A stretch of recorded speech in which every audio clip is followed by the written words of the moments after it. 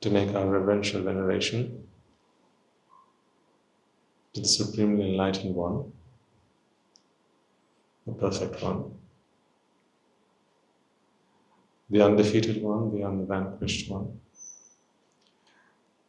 And as we do so, let us remind ourselves that this is not a mere token of our respect or a mark of our obeisance, but more a pledge of our allegiance to Nibbāna, the teaching that gets us there, and the practice. These three represent the Buddha, Dhamma, and the Sangha.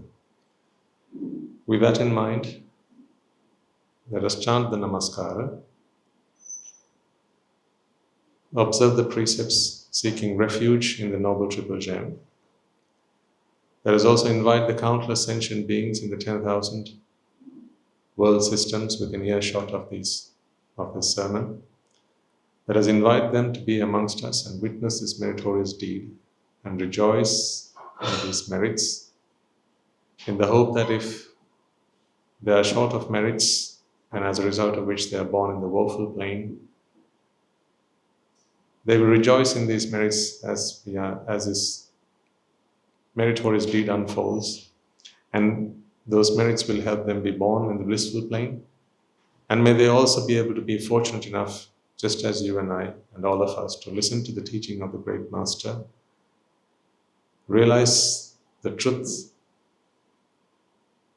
and understand Nibbāna and free themselves once and for all from suffering. With all that in mind, let us make a start to today's proceedings. Namo tassa bhagavato arahato samma sambuddhassa. Namo tassa bhagavato arahato samma sambuddhassa. Namo tassa bhagavato arahato samma sambuddhassa. Let's spend the next couple of hours to try and understand the truth. The truth that has escaped us for so long.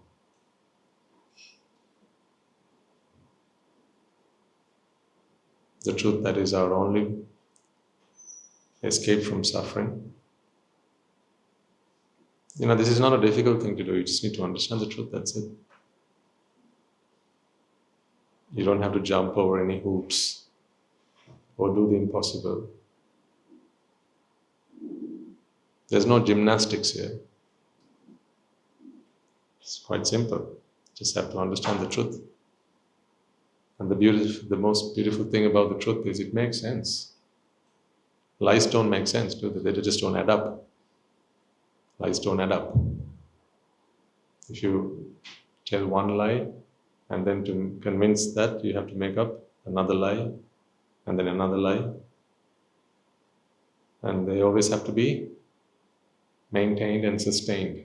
Because truths are self-sustaining, lives aren't, not lives. Lies aren't. Falsehoods, they're not self-sustaining. You have to keep feeding them and come up with new ones all the time. Like marriage. Well, it's too early for that, come on. Swami knows it's too early for that.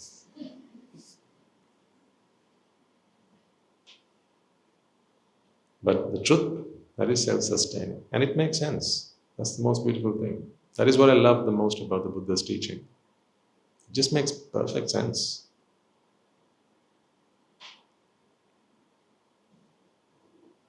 I don't take things for granted. I always thought of that as one of my, what shall we say, idiosyncrasies. But it bothered, more the people around me than me, sometimes. When I just wouldn't take things for granted. Everything had to be explained clearly, factually. Evidence had to be presented.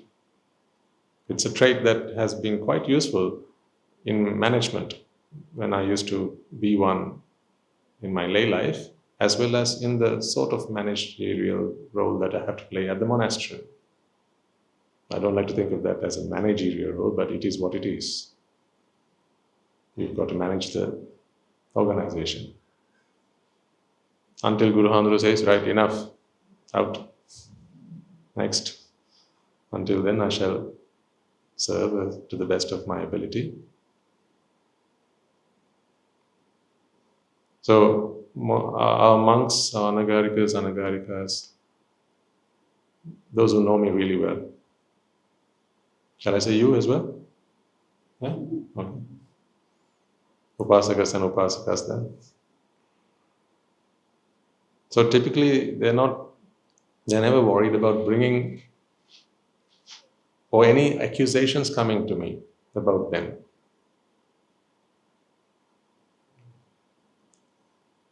So typically we can be quite worried if someone makes an accusation about us or an allegation about us to someone, because we are worried that they might not look at a situation from all sides and they might be biased in their judgment, where they might not consider all of the facts and the circumstances, the situation that would have led to that conclusion and so on, or to that behavior. But I like to think that with our organization, that is not so much the case, because I always take a very clinical approach to looking at things like that. Clinical in the sense, I do always bias myself on the side of Nibbāna. So if the monastery is the oasis that people have come to seek salvation, I tend to side with the sinner, because it's a sinner who needs help. So it's, anyone can kick out someone who's done a mistake, right? That's the easy thing to do. Someone's done something wrong, to kick them out is the easy thing to do. You don't need a teacher for that. The police can do that, law enforcement can do that. But that's not how we do things at the monastery. If there's someone who's erred, who's committed a mistake, then our efforts always converge on how do we save that individual from committing a further mistake. But that approach has been something that I have been able to develop because of this approach that I take, which is present the facts. I will listen to anyone who has an allegation or an accusation, but that doesn't mean I'm going to come to any conclusions about it. Guru Handru always says, I have 1,000 questions about anything and everything that comes to me, even when it comes to the Dhamma. If he says that, hey, why don't you think about this? So in my mind, I start analyzing all that and see how that makes sense and fits in with everything else I've heard so far. I don't know whether that's a curse or a blessing, but it is what it is. And the most beautiful thing that I have come across, therefore, is the Buddha's teaching. Because I have come to the realization that if it doesn't make sense, that's not the Buddha's teaching's fault, it's just because I just can't make sense of it yet. I have come across so many instances where it once didn't make sense, but later down the line, it made perfect sense. So many times I've been through that to now come to the understanding that if it doesn't make sense at one point, it's not the teaching's fault, it's not the Dhamma's fault. I've just not matured enough. I've just not developed my insight enough, my wisdom enough to make sense of that. So there have always been little pieces like that along the way on this path, which didn't make sense at the beginning, but makes really good sense now. And there will be some for you as well. And that's perfectly fine. I do sometimes get some questions from you, the weird ones and the wonderful ones. And some of those questions I skip for now, and I tell you when I do so. There are 3 questions here, I'll pick one, the next 2 I'll come back to another day. And that's because there are some things some questions, when sometimes you raise these questions, I know that you're asking this question because you don't understand one part of the Dhamma. So without directly answering that question, what I do is we cover that part of the Dhamma in subsequent sermons, and usually the question is, the answer appears to you, and then you no longer have that question to me. So that has happened many a time. That is sometimes when you come up and say, Swaminatha, how did you answer all my questions? I didn't even give them to you. That was not my doing. It's just how things starts to make sense. That's happened so many times, I think, with many individuals in this audience. But it also shows that you're attentive when you listen to the sermons. Otherwise, your questions won't be answered, because I'm throwing answers at you, but you're the one who has to pick them and place them in this jigsaw that you have. So Nibbāna is this big jigsaw puzzle. And I'm throwing pieces at you. A few at a time, one at a time, some sermons, none at a time. But in some sermons, it's not the piece, it's how you place the piece there. That's how it is in some sermons. Whereas in other sermons, I throw the pieces at you when I feel like, okay, so maybe we can throw a few pieces there. Some sermons, the pieces have been thrown, and I say, you don't know how to fit it? I'll give it back, I'll throw it again. So we have a few of them as well. In the end, as long as before you're dead, if you can put all these pieces together and complete your jigsaw, your puzzle, then that's enough, isn't it? How soon do you want to get to Nibbāna? Yesterday?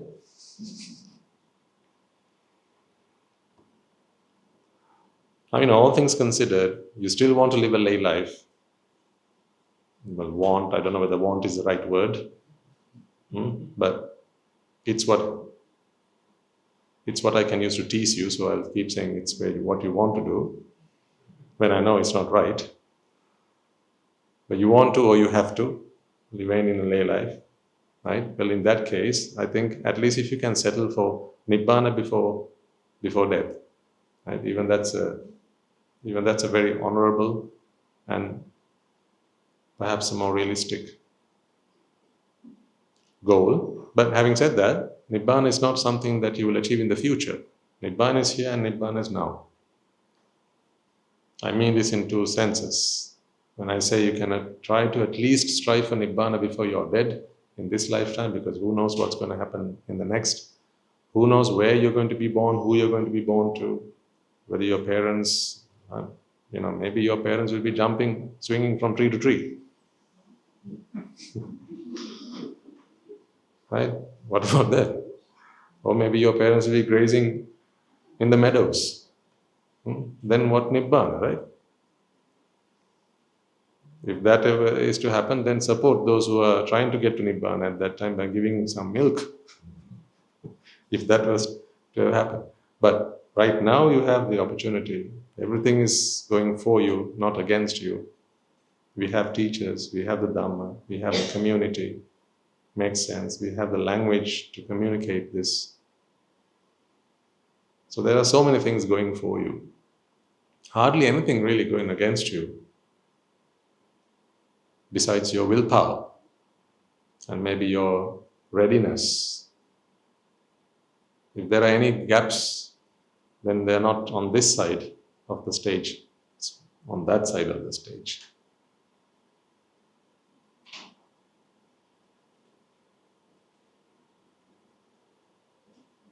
So Nibbāna at least before you're dead. But in the same vein, in the same breath I shall say, that Nibbāna is not something to be achieved before you die. Nibbāna is here, it's now. Nibbāna is now. Nibbāna is where there is no suffering. That is where Nibbāna is. And the state of suffering is not something that persists throughout. You can't say that you can't define suffering as something that exists over a period of time. We tend to think of it like that. You tend to say, I've had this headache for so long. You talk about physical pain. Or I've been sad for so long. right? He's been crying, she's been crying for so long. So it gives us this impression that suffering is something that persists over time. There's a time duration for suffering, be that physical or mental. But that is at odds with what Paccuppanna is. Paccuppanna defines how things manifest. What is now is only here because of causes that are present now. So you can't have anything that persists over a period of time. Temporal existence is a mere fallacy. It is not true. Everything is akalika. Everything is timeless.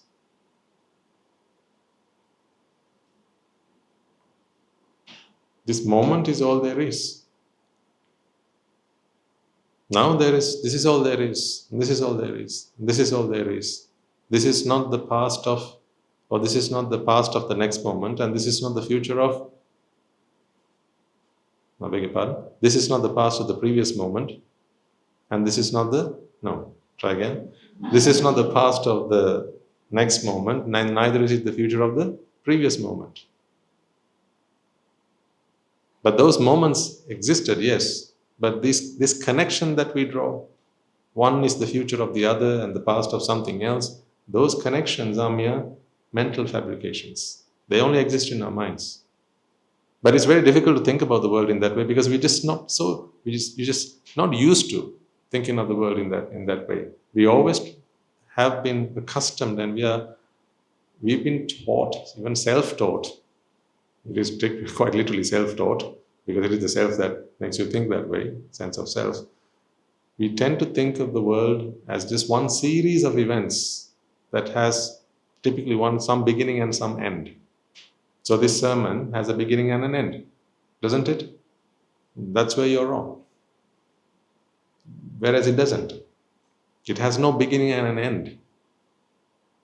Though yes, there was a moment when Swami Wahanse started to speak, and there is a moment when Swami Wahanse stopped speaking. But then to think that that is the beginning and the end of a sermon, that is a mere convention. To think that that's an absolute reality is a falsehood. Wisdom is where we understand conventions to be conventions and absolute realities to be absolute realities, and not mix these two together, not jumble them together, and not to confuse ourselves that conventions are realities, absolute realities, because they're not. Even the Buddha, when he gives the sutras, he speaks in conventional realities, because otherwise it wouldn't make sense to people. He says, look at that lamp, look at that mountain, look at that tree, look at that field, look at those animals, look at those people, he says. These are conventional truths. But it's from a conventional truth you can then step and segue into an absolute reality. Because first you take the conventional truth, how mere mortals, average people, they look at conventional truths, and then you've got to look at the same object, the same thing, and open your third eye. So you can all be Shivas. Lord Shiva, you can all be that if you open your third eye. It is said with the third eye, he creates and destroys. So Shiva is the creator and the destroyer. That is what Hindu teaching says. He's the creator and the destroyer. So the third eye, it says he destroys the world with his third eye. And you can do the same.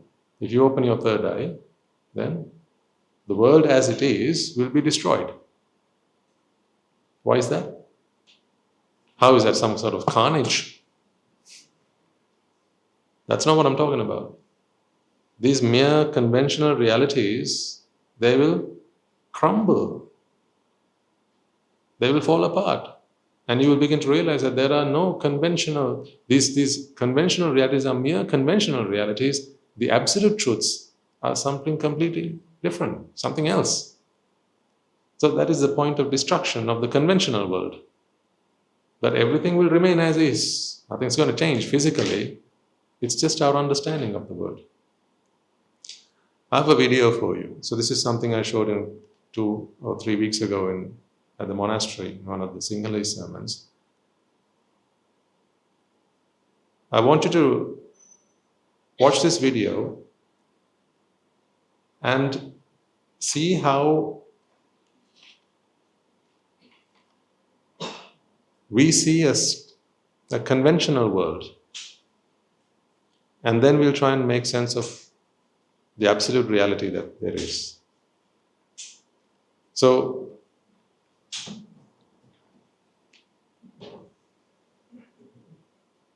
these are perspectives. In fact, I'm going to talk to you about 3 perspectives.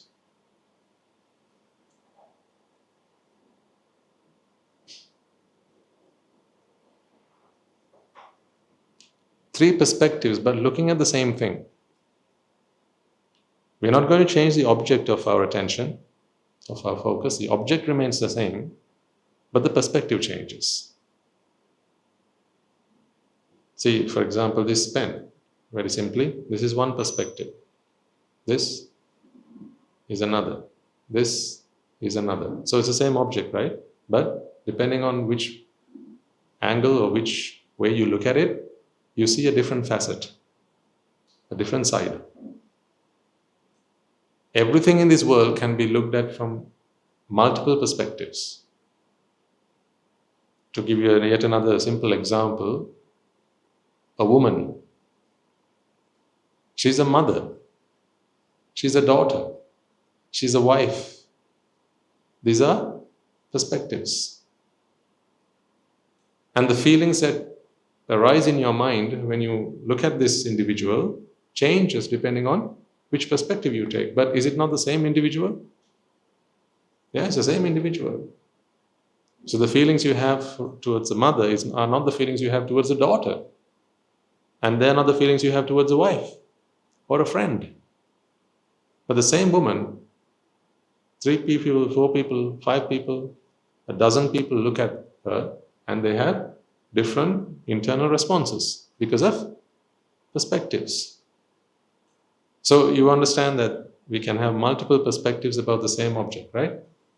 In the same way, I'm going to show you a video now, and there's a way that average people, so this is just, general, with the general perspective. Just, average people, you and I, we are average people. This is how we look at the world. That's what you will see right at the beginning. Then, you will see how science looks at it. How scientists looks at this. So this is how a scientist looks at it when he's got his lab coat on. When he takes it off, where is he again? The average perspective. So this is him at work? No. This is him at home? This is him at work. But 2 different perspectives. In fact, he speaks a different language. He'll look at the same object and speak a very different language. Different vocabulary altogether. In the laboratory, he looks at something and says, oh, those are atoms. Those are carbons. Those are hydrogens. He goes home and says, that's my wife. Same object, isn't it? Same object, but different perspective. And why does it matter? Why does it matter, these different perspectives?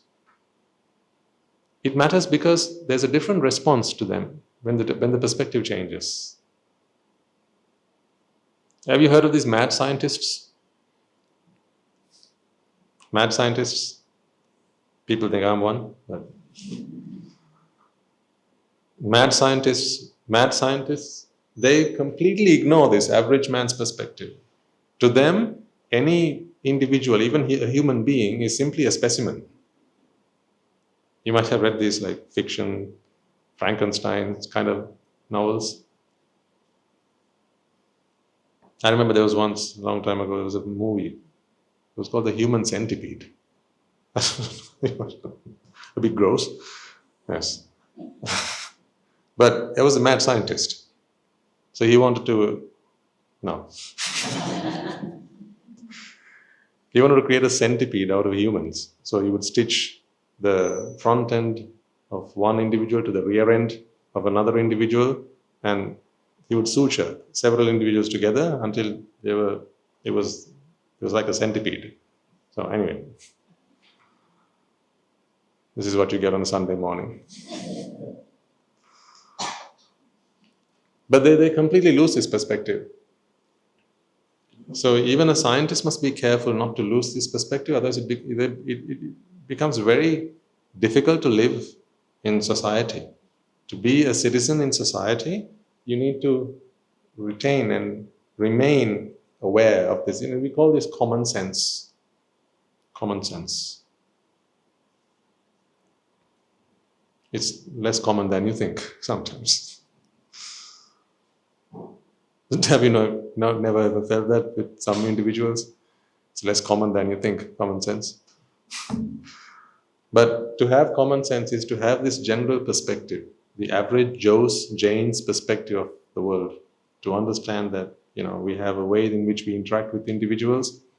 But if you get too, I don't know whether it's the left brain, right brain, people will have different opinions on that, but if you get too polarized, then you become this scientist. It's okay to be a scientist, but as long as you're only a scientist at work, when you get back home, you must go back to being the husband, the father. Right? You have to go back to being the mother, the wife. If you carry the scientist home, you can't live a married life like that, or a family life. You can't be friends like that. That's crazy. Then there's going to be a third perspective. So this is the, shall we say,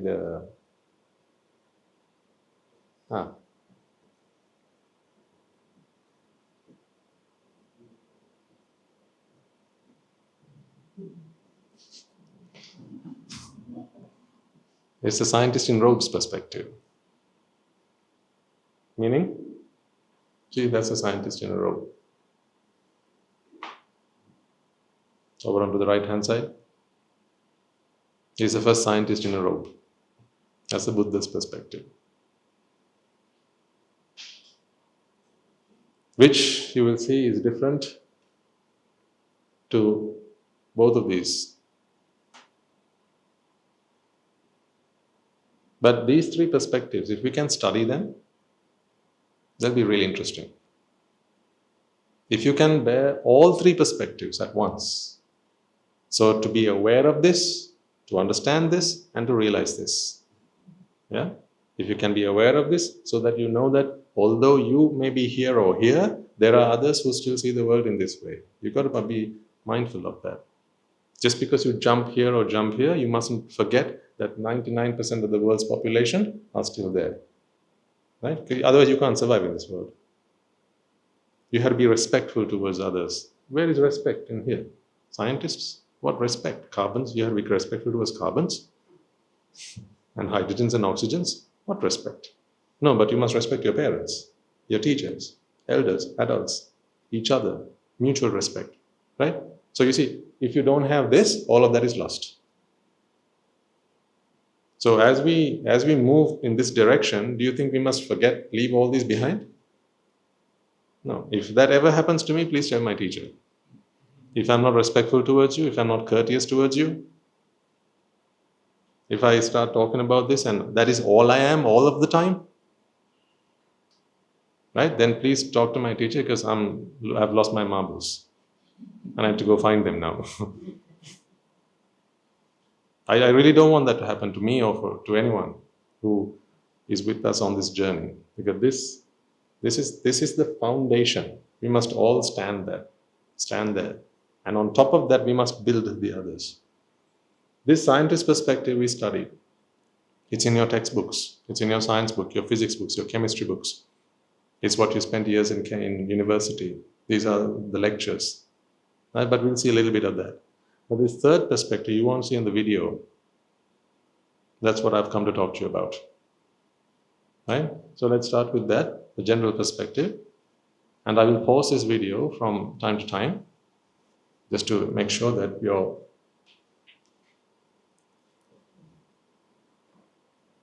to make sure that you are capturing the essence of what I want to share through this video with you.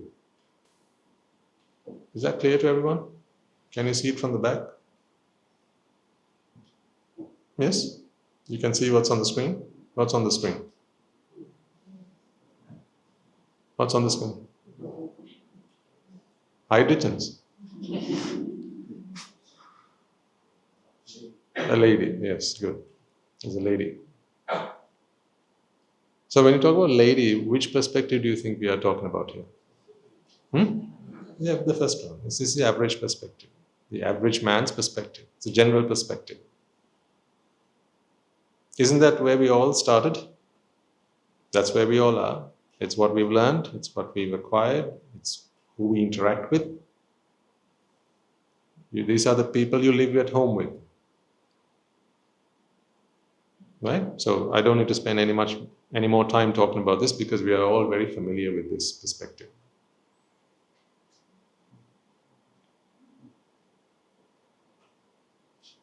So what we're going to do now is zoom in.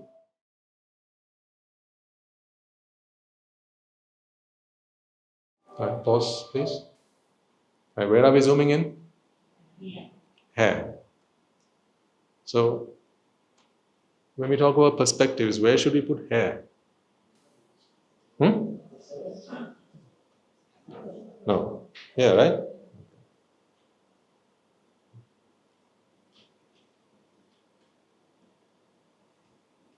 Okay.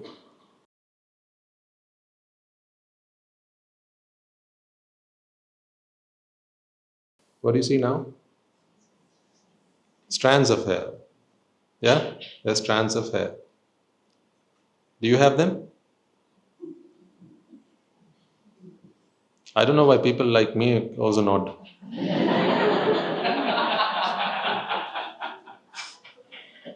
Sir. It's too late for that. Come on.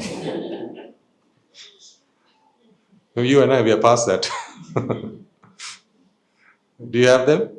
Strands of hair? Yes. Which perspective? First one? Sure? Second one? First one. Because you can hold them, right? We talk about strands of hair. It's in the language. It's in general language, English. Right? So hair, strands of hair. Strands of hair. So we are still talking average perspective. Shall we?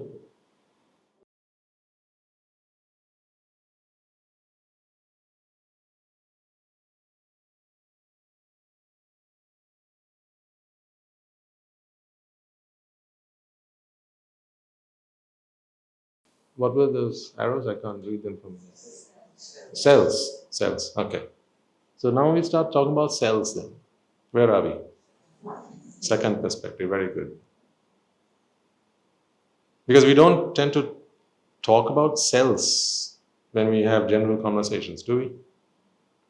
Did you learn them in English? General conversations? Cells? We don't talk about cells. We know that there's a word called cells, but when we start talking about cells, that was typically in a biology book, science books. That's why in our general conversations, we don't have these words. Is that because there are no cells until you become a scientist or what? No, cells are all there are. Yeah, it's always there. So when we talk about cells, are there something different to the strands of hair? Do you have cells and then strands of hair as well? No. It's the same thing, isn't it? It's the same thing.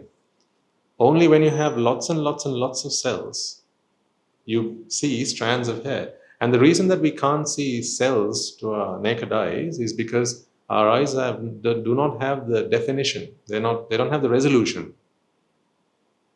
They're not resolved enough.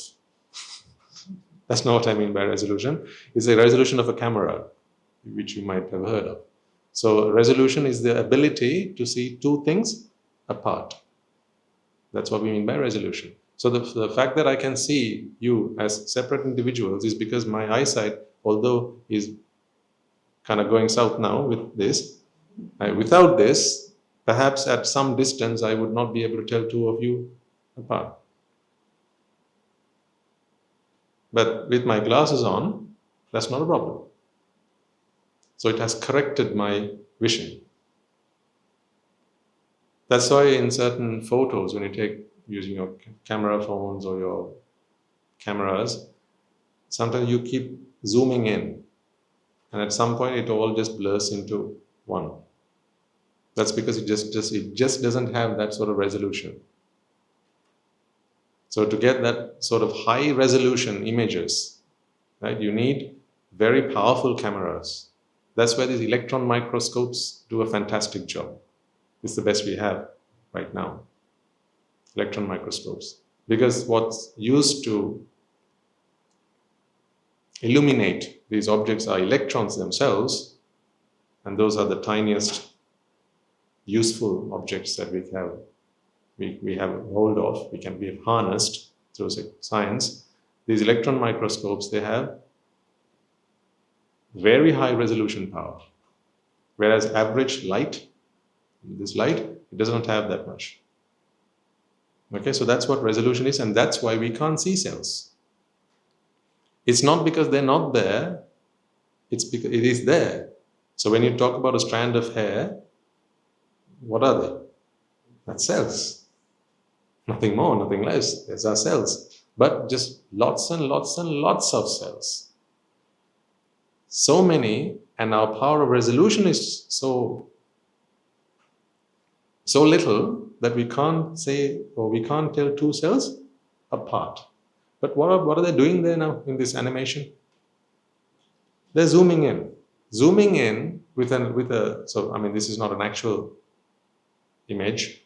This is an animation. But imagine if you had a camera that you could take images of someone's hair, someone's head, but if it had really high resolution power, you could just keep zooming in. Like, why do I keep doing this? Because we are now in the 21st century, we are Gen Zs, aren't we? That's why I do this when I say zoom in. You just keep, oh, this. When I do that, you understand. But if you did this 100 years ago, 20 years ago, 30 years ago, people are like, what's he doing? So as you zoom in, you can see these individual cells. What I really want you to understand right now is not this, is not that hair is made of cells. That's how we tend to communicate. We say that hair is made of cells. But that's not precise. It's not accurate even. It's wrong to say that hair is made of cells. Hair is cells. Hair is cells. Just lots of cells. Does that make sense to everyone? Please put your hand up if that didn't add up. When I say that hair is not made of cells, but hair is cells. Okay, there was one hand that went up. Once again then. This is a leaf. You think that there are cells that make up this leaf. Meaning you could take all the cells out and the leaf will still remain, that sort of idea. But the truth is, it's not that. All there is here are the cells. But why don't we see those cells? It's because we don't have that power of resolution with our eyes. The naked eye does not have that. Human eyes don't have that resolution. But all there is here are the cells. Okay? So when we talk about hair, that is the average perspective. Remember what I said right at the beginning. The object doesn't change.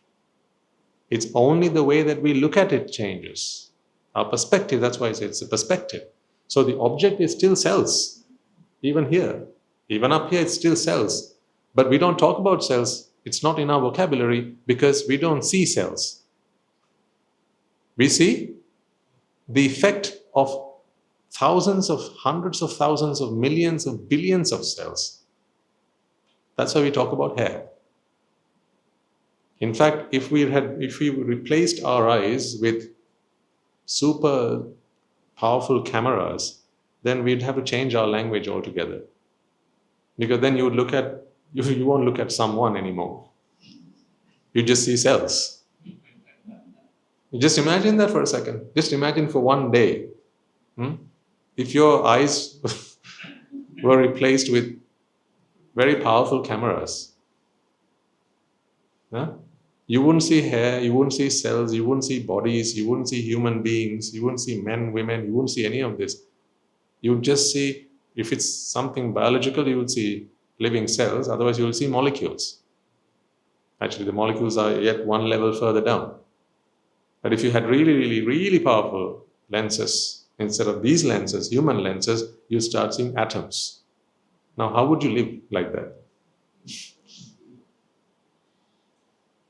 Life would not be livable like that, because all you would see are atoms. So then, when you're hungry, what would you do? If all you saw were atoms, what would you do when you're hungry? Don't say you walk up to the fridge anymore. No fridge, because all there are atoms. Don't say you go shopping. No, what shop? All there are atoms. You would try and eat this. Why? Because you wouldn't be able to tell this apart from a loaf of bread, because all you would see are atoms. So aren't you grateful and thankful that your eyesight is not that good?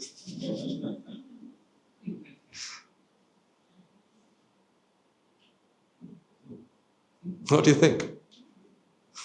So if I said, well, what superpower would you like? You wouldn't want super powerful eyes. I think you'd be quite content with what you have. It is what makes life livable. Otherwise, you won't be able to survive. I mean, you can't cross the street because you won't be able to tell trees apart from cars. Indeed. In fact, right now, just imagine if your eyes were replaced with a lens that had much higher resolution, you would not be able to do very much at all. I mean, you can stand up because of memory, knowing that you are sat on a chair, but after that, all you would see are atoms. You would know where to turn, left or right. You would just keep constantly bumping into things. Isn't it? Therefore, once again, isn't this perspective useful? That's what I mean. Nibbāna is only a mental affair. Right? It's the realization that we have. We must not interact with the world through Nibbāna. So Nibbāna is something that we do for ourselves. We mustn't speak Nibbāna. We mustn't talk in terms of Chitta Chaitasika Rupa Nibbāna when we interact with individuals. Then we talk about mothers and fathers and brothers and sisters and family, friends. So that's something I really want to emphasize at this point. And I've spoken about this briefly in the past as well. Although we are on a journey to Nibbāna, right? I'm trying to help you all become Buddhas. If I can help, then you will end up Arahata Buddhas. If I can't help, then you will end up Samma Sambuddhas. Hint, hint. Hopefully you'll take my help and become Arahata Buddhas and not wait until you have to become Samma Sambuddhas. Because that will be a long, long, long time from now. Right? But although we are on this journey to becoming Buddhas, let that simply be a perspective. Okay? Let that simply be a perspective. And use it where it is right. Use it where it's necessary. Don't take it home with you. Don't speak it. Live it, but don't speak it. When you interact with people, did I not tell you, I think last week or something, when you have to go to the party, go to the party. If you have to dance, dance. If you have to sing, sing. If you have to eat, be merry. Do whatever you have to do. When you go to a birthday party, be at the birthday party. Don't go Chitta Chaitanya Rupa Nibbāna there. Don't do that. That is not appropriate. Because you must appreciate that 99.99999% of the world's population are average Joes. Just where we were when we embarked on this journey. Right, now we are on the scientist perspective. Let's go a bit further in. So we are on cells now. So from here on, everything you're going to see is going to be the scientist's perspective. Are we going to be seeing, as they keep zooming in, do you think we're going to start seeing the average perspective again? No. To do that, what must we do? Zoom out. We've got to come back out again. But let's go forward.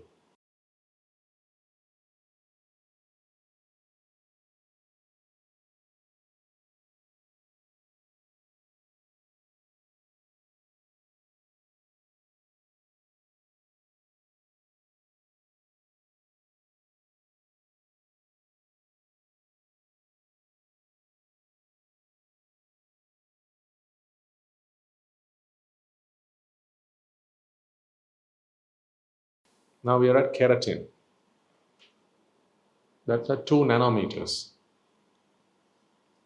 That's the size of a bit of protein. 2 nanometers. You can't see that with your naked eye, of course. There's a scale below. I don't know if you can see that. So this is zooming in. So when your resolution is 2 nanometers, meaning if things were 2 nanometers apart, you would still be able to tell them apart. That's the resolution we're talking about. Whereas earlier, we are at 1 meter. So when things are 1 meter apart, you can tell them apart. Do you understand now? Resolution, okay? So at 2 nanometers, we are at a familiar term now, keratin. We've heard that. Most of you will have heard that. We know that this is the stuff that our hair, nails, these are made of. Actually, it's wrong to say again that it's made of that. Yeah. I will come to it later, why we tend to speak in that wrong language, why we tend to say that it's made of that. We have that habit. So even I have that habit. So I say, hair is made of keratin. Why we say that, we'll talk about when we come to the third perspective. Why we say that. It's almost intuitive for us to say that hair is made of keratin. Whereas hair isn't made of keratin. Well, what is it made of then? It is keratin. It's not made of keratin, it is keratin. But that perspective, we have to get to in a moment. So scientists agree that hair isn't made of keratin. Scientists agree that hair is keratin. Okay? But the scientist still is baffled by the intuition, this instinctive feeling that they have. Although they know that hair is not made of keratin, they still kind of sense the world in this wrong language. So even they feel what I just spewed out a moment ago, which is hair is made of keratin. So a scientist knows that hair is not made of keratin, all there is keratin. But it doesn't stop them from feeling that way. And there's a reason for that. That we will come across when we talk about the third perspective. Shall we?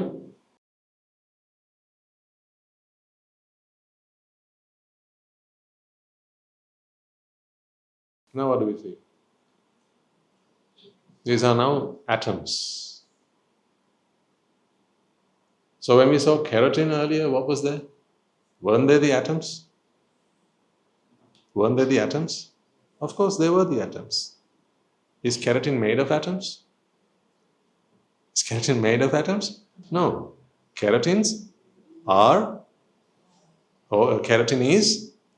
atoms. But what's special about keratin? Exactly. It's the composition of those atoms, the arrangement of those atoms. These are molecular structures. So molecules are formed of atoms that take certain shapes, how they're bonded to each other, ionic bonds and covalent bonds and so on. So these are molecules. So when atoms combine in certain ways, in certain arrangements, this is what scientists study, how atoms combine to manifest molecules. So manifest is the right word there, not to say to form molecules. Because it's not like once the atoms are there, now there's also a third thing, that's the molecule. No, the molecule is atoms after all. Does that make sense to everyone? Are we clear? Because I need it to be steady with this piece of information as we progress into the next level. So these are very familiar words, carbons and oxygens. What else do you have? Nitrogens and sulfur. So these are atoms, and now we are talking picometers. Previously we were on nanometers, now we are on picometers. Shall we keep going?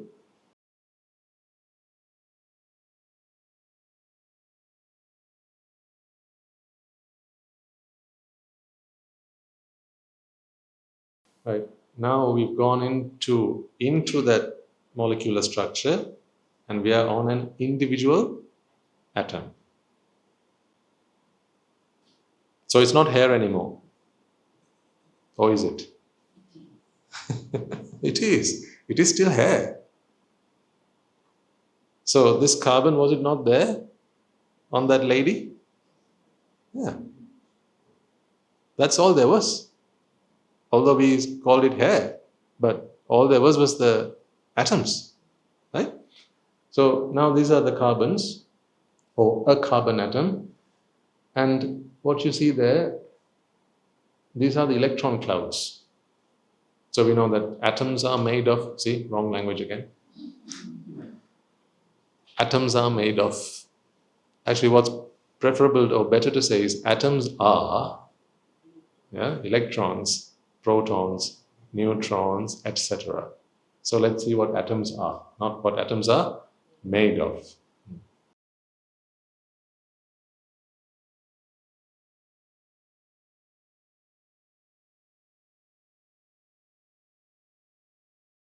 So you'll see now there's a lot of empty space. So now we are zooming in past those electron orbitals.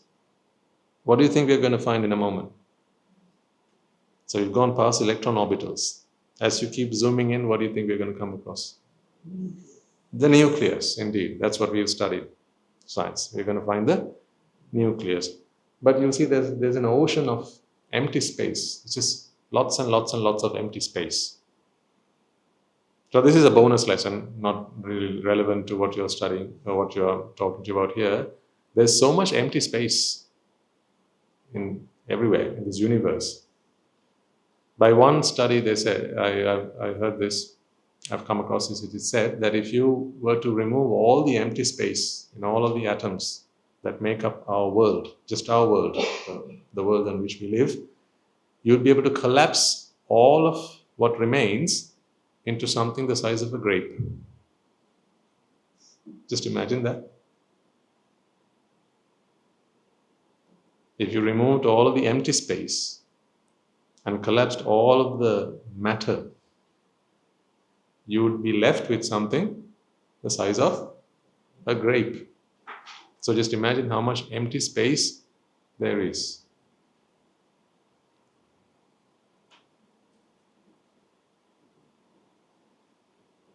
See? But what do we think? There is a lot of matter, right? So when you think about your body, you don't think of there being a lot of empty space, right? Although your teachers tell you between your ears there's a lot of.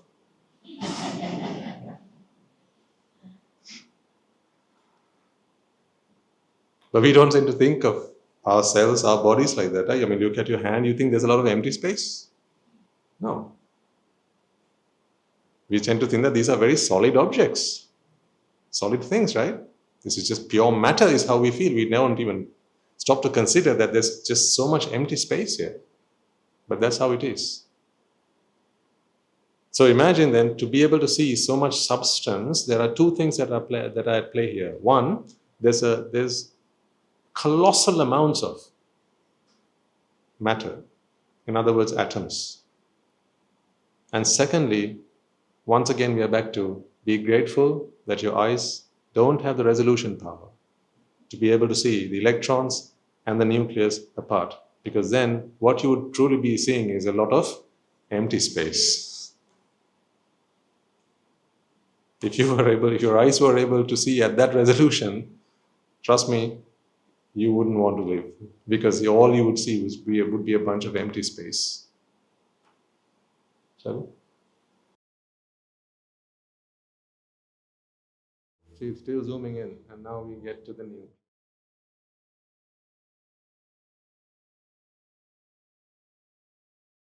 Right, and what have you heard there in the nucleus?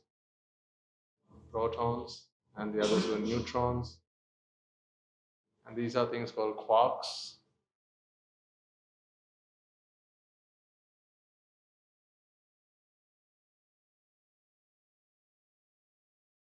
Okay, so as far as I think science has come, this is how far they have gone for now to find they're looking for the indivisible particle.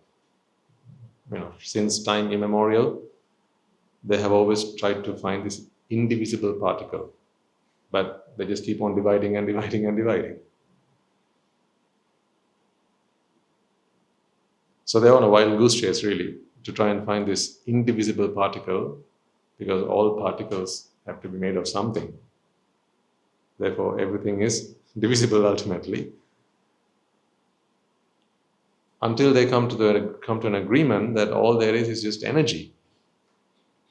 And that is what they eventually came to, this realization that all there is energy, and mass is just concentrated energy. The amount of energy within a system is what we call mass.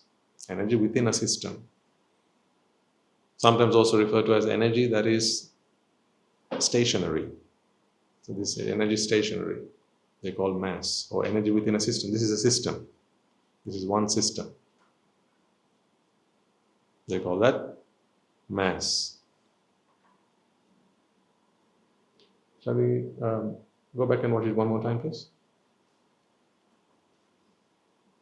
Right, so I was speaking to you a lot throughout that video. Now I want you to just watch it again and just get the whole idea into your head before we step into the third perspective. Right.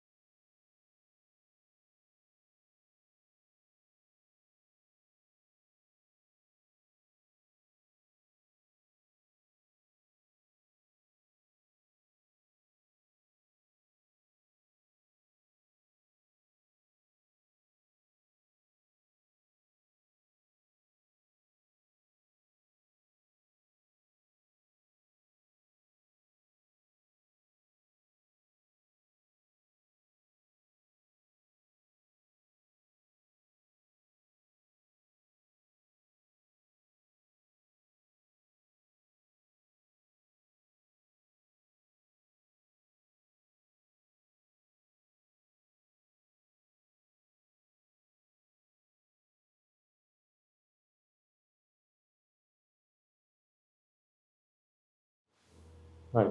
Do me a favor and take us back right to the beginning of the video. What name would you give her now? Anne?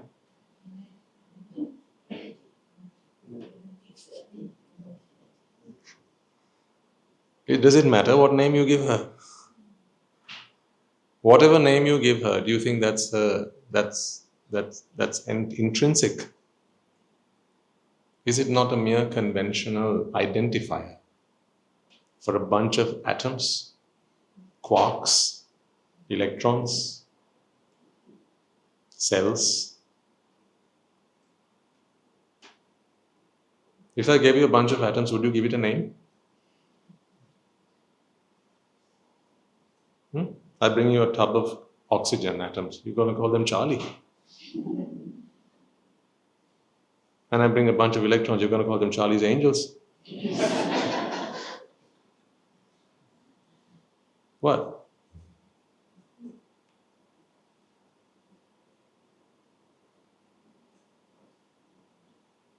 But why are we so fixated on the fact that we must have names? And we are very particular about our names and how everyone must have a name. So when a child is born, what's the first thing you want to find out? Or you meet someone for the first time, what's the first thing you want to find out about them? Name. Why don't you ask them how many carbons, hydrogens, oxygens you're made of? Because there is something real about them. Whereas their name is not something real about them.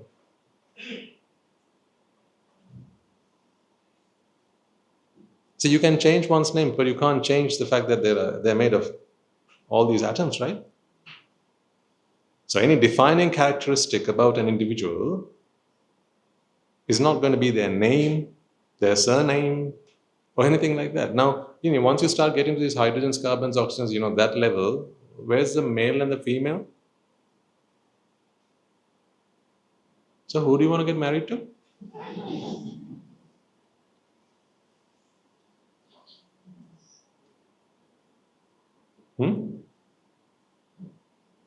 Ladies, who would make a suitable partner for you? Gents, who have you got your eyes set on? You think it's a who. You see, the very question is wrong. What who? How can we say, who have you got your eyes set on? Because you can only have a what. Because whenever you look at someone, what are you really looking at? Okay, Buddha, you can really. So, can sit there. When you have your eyes set on someone, you say that, right? Conventionally, I have my eyes set on her, him, and so on. And that's only because you don't have the resolution power.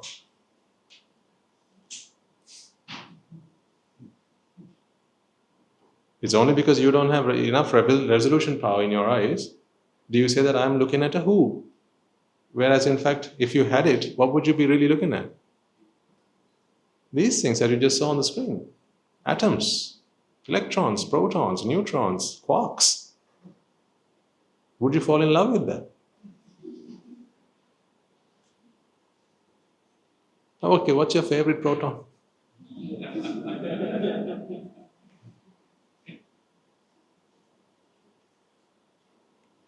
Do you dream about electrons?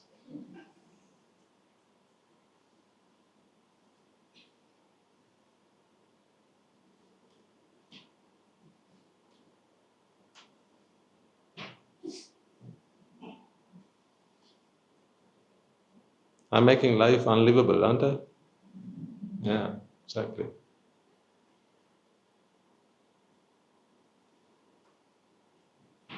But this is the truth. That's why I say the truth sets you free. Free from what? Free from bondage.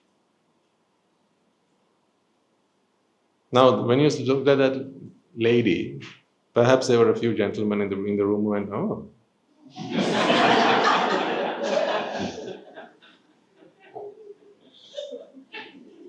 But didn't I burst that bubble a few moments later?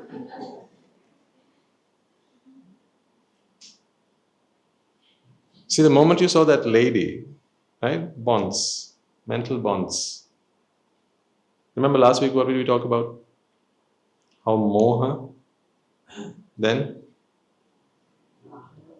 branches out into raga and dvesha. Remember? See, when you think that this is what really exists, that is moha. So there would have been perhaps, just for the sake of argument, or for the sake of this discussion, it's possible that there was someone in this room who looked at that lady and thought, oh, not that person. I thought the video was still on.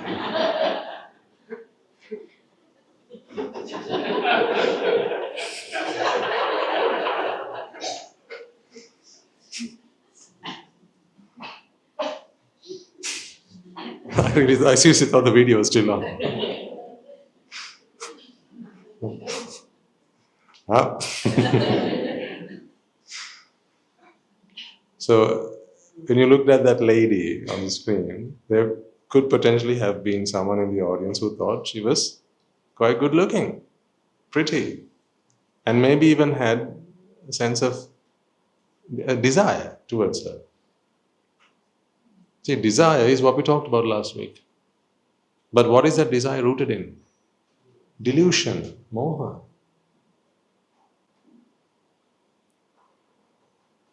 But how did I then burst that bubble of yours? What did I do? I told you what was really there. Did I change the image and replace it with someone else? Someone ugly? Someone not so good looking? I didn't replace that image of a woman with someone in the audience, right?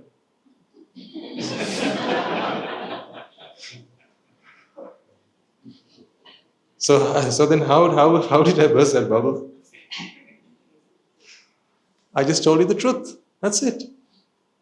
See, that's what I mean. The truth sets you free. The moment you are released from moha, the moment you're out of this sphere of this bubble of delusion, there's no more there's no fuel for desire or aversion. Potentially, if there was someone in the room who thought she's not that good looking, why did Swaminatha use that image? He could have used one of mine. I could have given him a picture. Maybe there was a lady in the audience who thought, why could we not have used one of my pictures? Maybe then you had aversion towards that image. She's ugly. Ugh, not nice. Perhaps someone thought like that. But why again? And how did we burst that bubble? We did the same. Showed you the truth. Zoomed in. And this moment you start seeing cells, that was enough, wasn't it? Can you have a bondage towards cells? Desire or aversion towards the cell? Do you see the moment you see the truth, you are free from desire and aversion? That's how I'm here now, and I'm here today. I saw the truth. So how come you still have aversion and delusion and desire then? It's because you still have delusion. Meaning, you have a lack of understanding of what really exists. That is where you fail. And that is where those who win, win. That's why right at the beginning I said, all this is not difficult, it's easy to do. It's quite simple because all we have to do is realize the truth. And the truth is not difficult to understand because it's the truth. It's self-sustaining. You don't need many truths to convince of a truth, but you need many lies to make one lie stand up.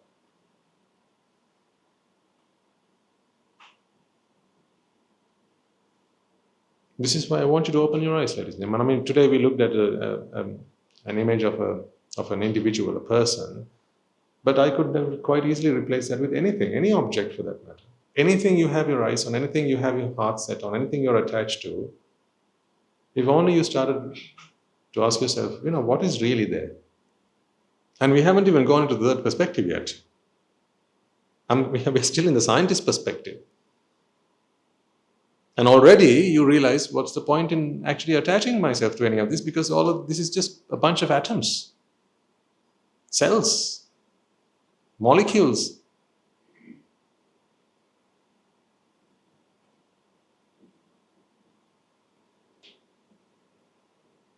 Yet the scientist fails as well. Even the scientist fails. That is why I say the scientist in the lab, while he's in the lab, he will talk about molecules and atoms and cells and so on. But he still goes back home to his wife.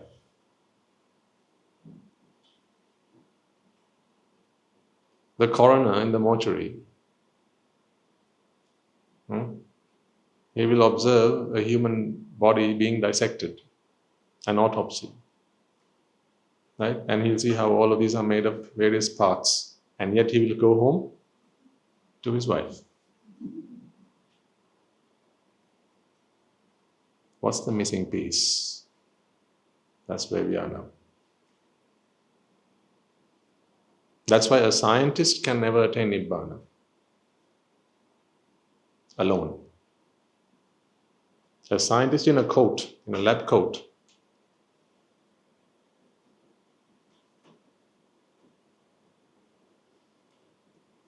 A scientist in a lab coat cannot self-realize Nibbāna. Although people say that science and Buddhism are the same, no. Buddhism is a different perspective. It's wrong to say that, is it right to say that these two are the same? No, they're talking about the same thing, but it's a different perspective. You can't say that they're the same, can you? In the same way, you can't say that these two are the same. They're talking about the same thing, yes, but it's a different perspective. So perspective-wise, they are very different.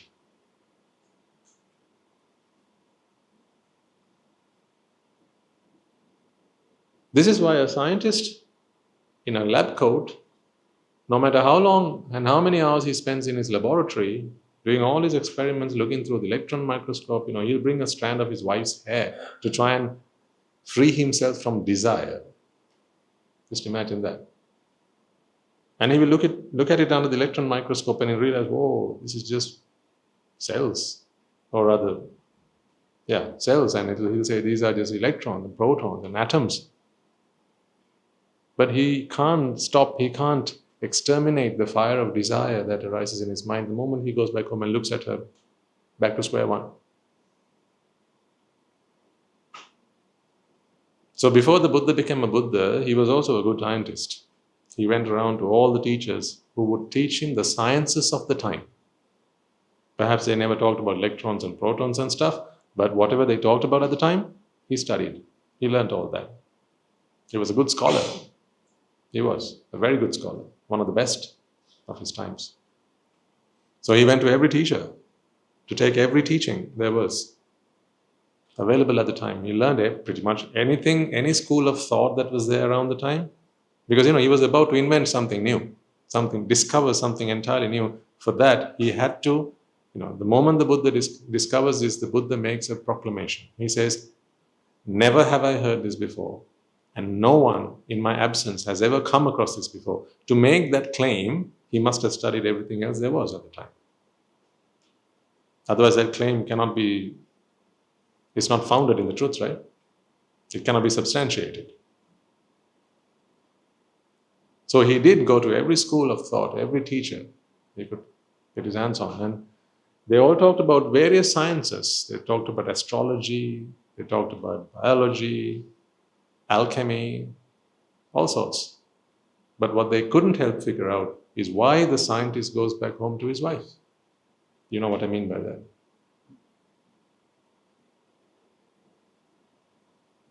That is where the third perspective comes in. Now, are we all very familiar with the first and the second perspective? You don't need my help with this. This is how we've always seen the world. But perhaps there were a few of you in the audience to whom you only today realized, my gosh, although we think that hair is made of cells, it's not that hair is made of cells. All there is cells. And then to think that atoms make up cells, that's not true either. All there is are the atoms. And then to think that protons, electrons, and neutrons make up atoms, that's not true either. All there are the protons, electrons, and neutrons, and you can just keep on going further and further and further. Today they say it's quarks, and scientists also have gone on to say it's energy. So the very famous equation, I think one of probably the world's most famous scientific equation, E equals mc squared, where Einstein discovered this and he said, mass can be expressed as energy. And energy can be expressed as mass, so pretty much they're one and the same, but different characteristics. So this is how far science has come. Still, even if you study this for physics and have a PhD in this stuff, you will still go back home to your wife. You know what I mean by that, right?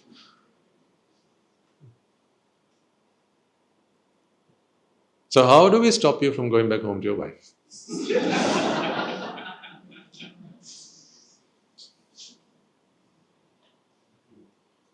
How do we stop the wives from going back home to their husbands? So that we need the third perspective. Do you want that? Are you sure? I warned you. You know what's going to happen. Husbands won't be going back to their wives, and wives won't be going back to their husbands. Are you all right with that? Sure? As if, eh? Swami, don't you realize? Right, let me talk to you about the science, the third perspective then.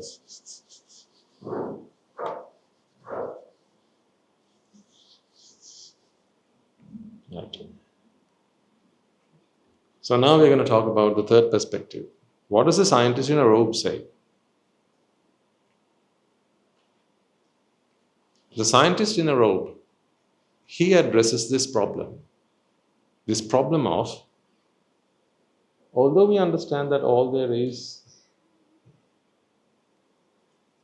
energy, and it's not that atoms are made of energy, atoms are energy.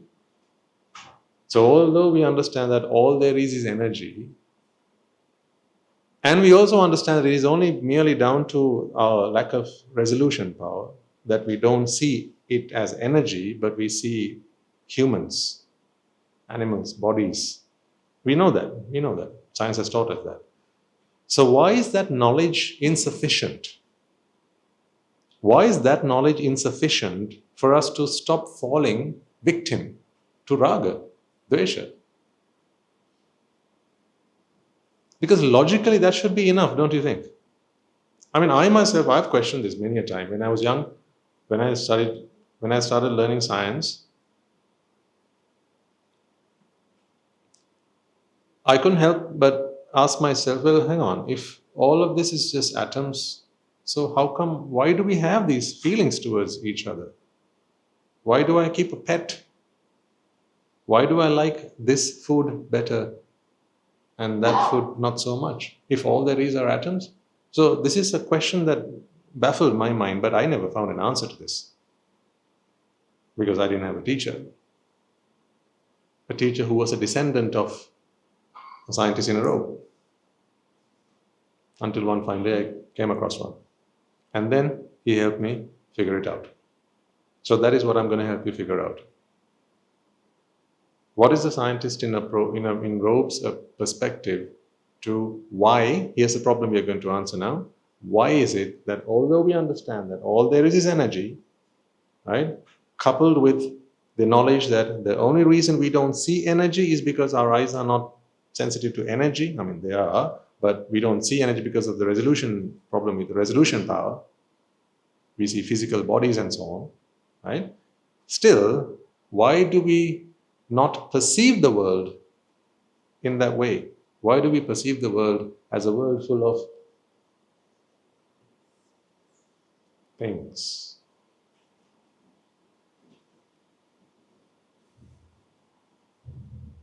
Why do we think that in this world there are lots and lots and lots of things?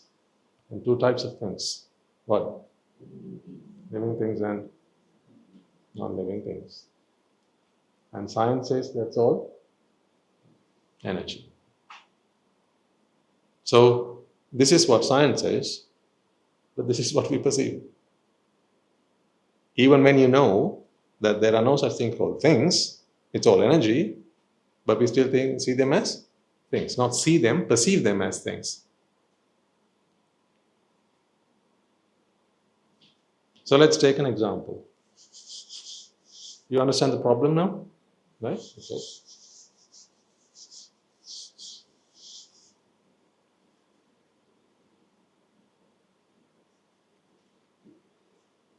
I'll take the common example I always take. Take an object and place it in front of the eye. So what do scientists say this is? What is the science perspective? Energy.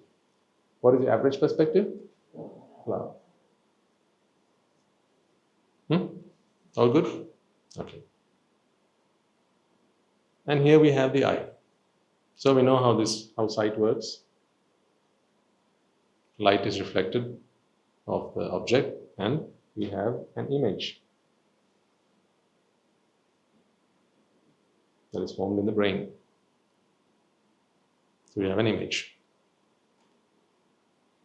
This image is perceived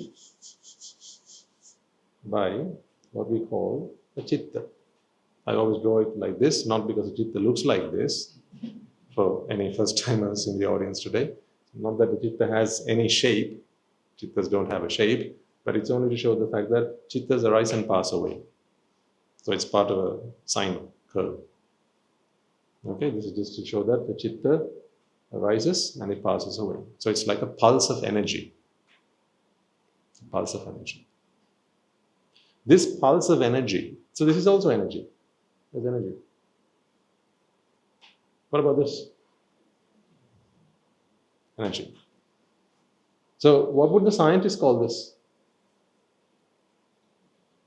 Sorry, what would the average person call this? The eye. And this is the flower. And this, what would the scientist call this? Sorry, the average person.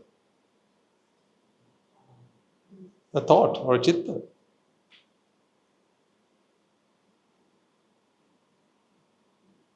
The scientist should really be calling it energy. It's a pulse of energy, because all there is what? Energy. Either in material form, like these things, or in this form, which is again energy. So this is a pulse of energy. Only it's not in solid form, whereas these things are in solid form. Okay? So what does this pulse of energy do? What is the purpose of this pulse of energy? The purpose of this pulse of energy, now listen carefully, the purpose of this pulse of energy is to perceive this as energy. A collection, a body of energy.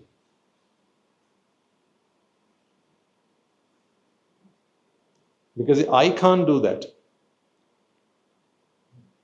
The eye is not an instrument that identifies objects as bodies of energy. Are you comfortable with me saying that this is a body of energy?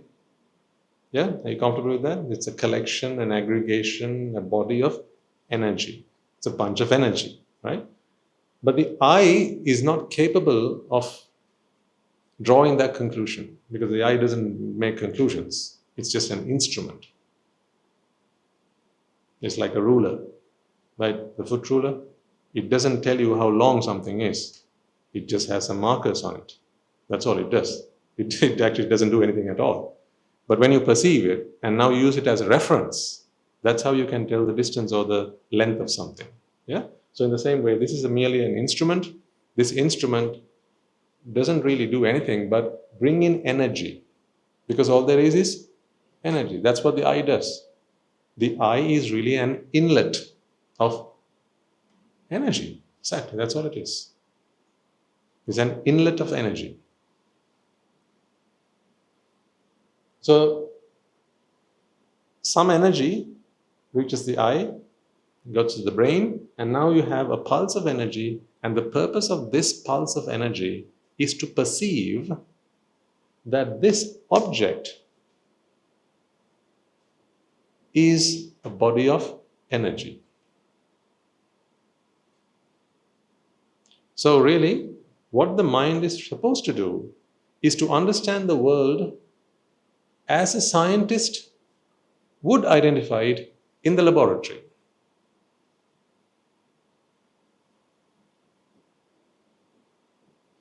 Does that make sense? Once again, the mind's or the chitta's purpose is to recognize an object as a scientist would define it in the laboratory. How would the scientist define this in the laboratory? As a body of energy. But how would he define it at home in his garden? A flower.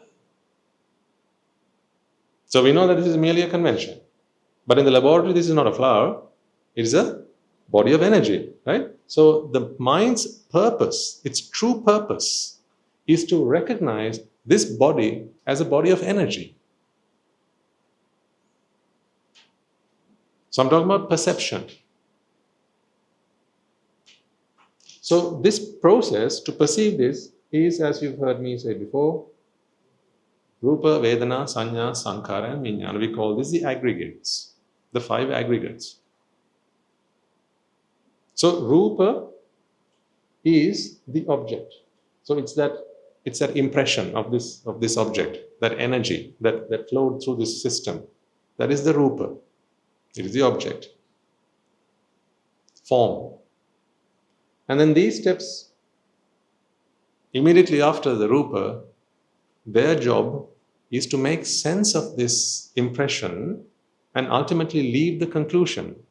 What conclusion? That this is a body of energy. That is a conclusion that should rightly be left at the end of this process. But let's be honest, that's not what happens. Not with us. Somehow or other, what happens is we think and we perceive that what there are in this world are things. How does it get there? When the mind's purpose is to perceive this object as merely a body of energy, why can't we stop ourselves there? Why do we go all the way to, no, hey, they're not bodies of energy, they're things. And then there are living things and then there are non-living things. Do you see that there's some jump from here to here? Do you understand that? Please put your hand up if that part didn't make sense. Wow, what a wonderful audience you are. Amazing. So there's some jump. We'll talk about what the jump is. But there is some jump between what the mind is supposed to do and what actually happens. So I'm going to take all of this out of the board.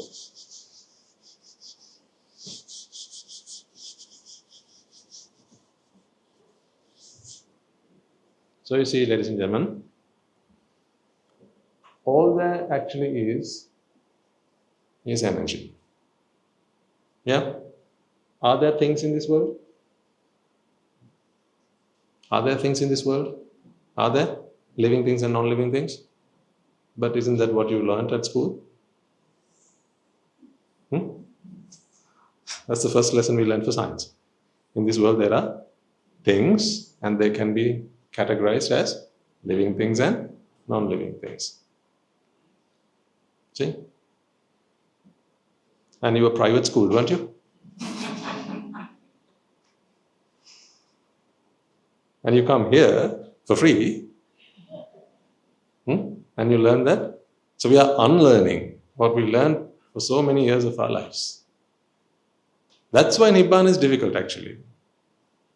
It's because we have to unlearn many of the wrong things we picked up along the way. Because these are all drushti. That's the thing. This is all drushti. Perspectives. A drushti is a perspective. When you have been indoctrinated with these wrong perspectives, now I have to overwrite them with the Buddhist perspective, the scientist in robes perspective, because you have been indoctrinated with the average man's perspective, and the average man cycles in samsara. That is why you are in samsara. Because you bear the average man's perspective and you are constantly indoctrinated by the average man. I'm your teachers for whatever efforts they make. They are qualified in the subject they teach, but that doesn't make them a scientist in robes or a descendant of a scientist in robes. And even if they were, they'd have to come into the classroom and teach what's in the book, what's in the syllabus. So they have to cover the syllabus. Because you're going to be examined on what's in the syllabus, not what's going to help you get out of samsara. Oh.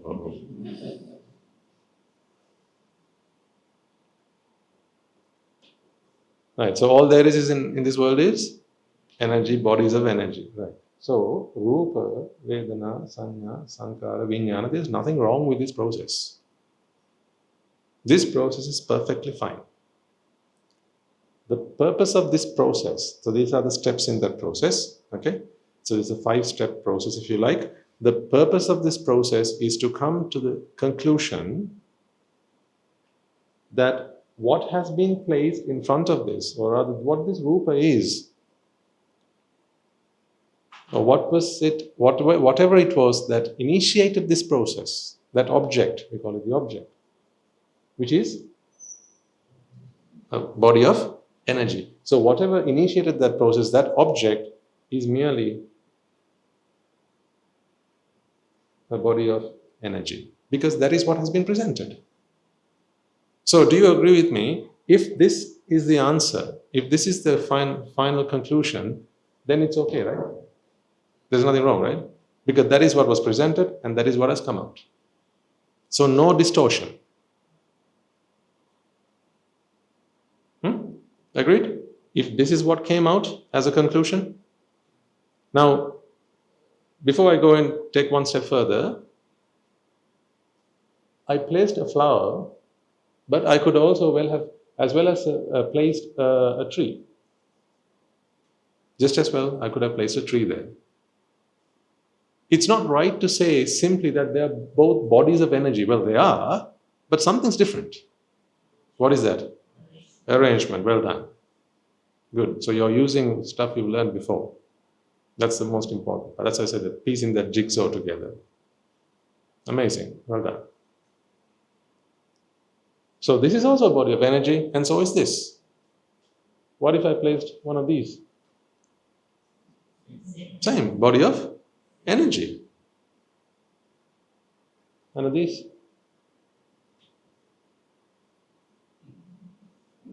That's a giraffe.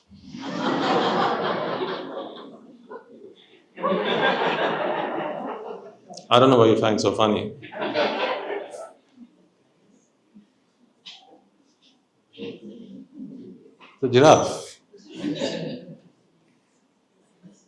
Okay, it's not a giraffe. What is it? It's a dinosaur. It's a what? Cobra. Then I've got to do that. Whatever it is, what is it in the laboratory? It's energy. But why are they different to one another? Arrangements. Exactly. Like what we did with the envelope the other day. Envelope, boat, rocket, paper, torch, just arrangements of energy. So then these are all the same. So these are, for all intents and purposes, you can think of this just as a sheet of paper, folded in different ways. The same piece of paper folded in different ways. In other words, energy arranged in different ways. So this process then, the purpose of this process is to identify the different arrangements of energy. Get that into your heads. Get it right where it hits and sticks. That is what this process is there for. Because that's all there are. Arrangements of energy. So then Rupa, Vedana, Sanya, Sankara, Vijnana is there. The purpose of this process is to identify, recognize different arrangements of energy.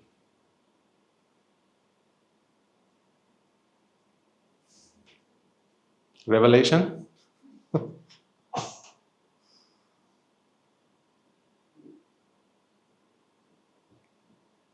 If you can stop there and go no further, you're entitled to be called an arahant.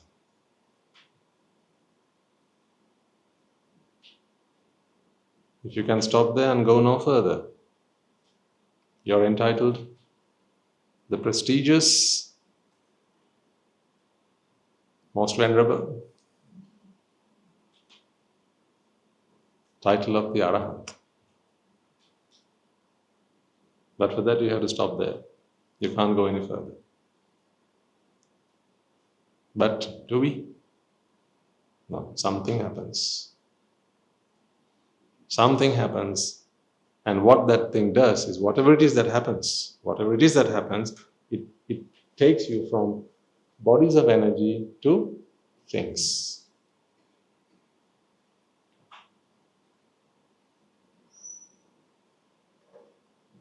These are what we call entities. Another word for things, entities. Living entities and non-living entities. So this entification, this thingification, something distorts this process. Now I'm going to talk to you about what is it that distorts that process.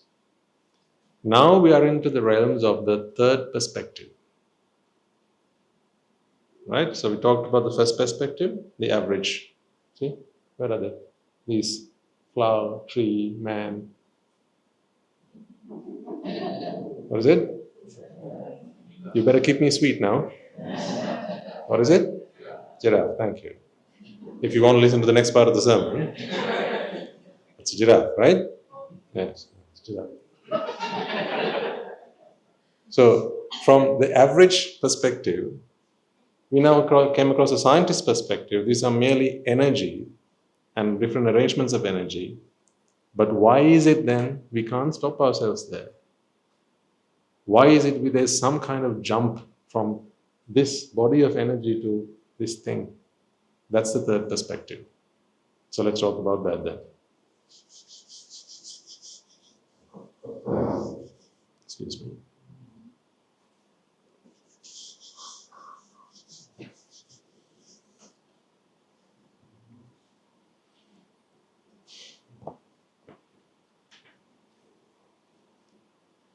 I don't think the robe was made to do this.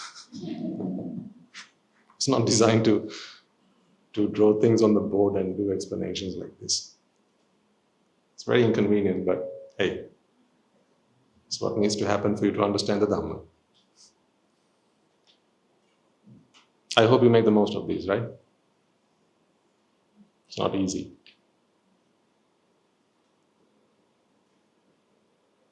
So, third perspective. What is a scientist in robes and his descendants? What is their perspective? They answer the question of what is it that makes a process that should simply identify something as a body of energy and transform it to a thing. What happens here? So I could even say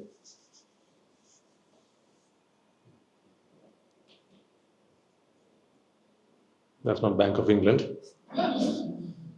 plus some process gives you a thing. Let's talk about this process. Something happens. So there's some distortion in that process. Right? This aptly letter P is Paticcasamuppada. You've heard that? Yes, most of you.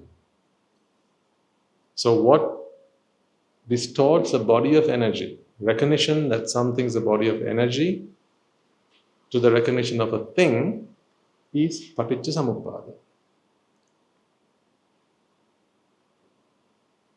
Now what have we heard of Paticcasamuppada?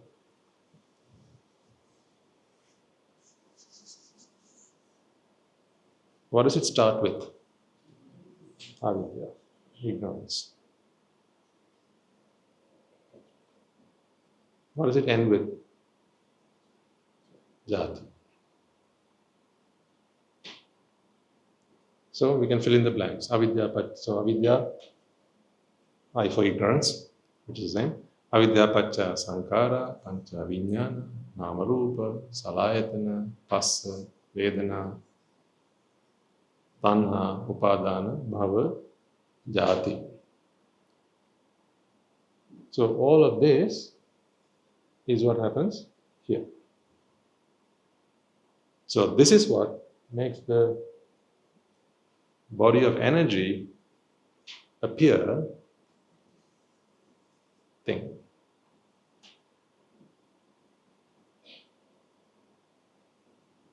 So avidya nirodha, sankhara nirodha. Sankhara nirodha, vijnana nirodha. Vijnana nirodha, namarupa nirodha. Namarupa nirodha, salayatana nirodha. Salayatana nirodha, passa nirodha. Passa nirodha, tanha nirodha. Tanha nirodha, upadana nirodha. Upadana nirodha, bhava nirodha. Bhava nirodha, jati nirodha. Evametasya kevalasya dukkha khandasya nirodho hoti. What is nirodha? To exterminate. Nirodha, exterminate.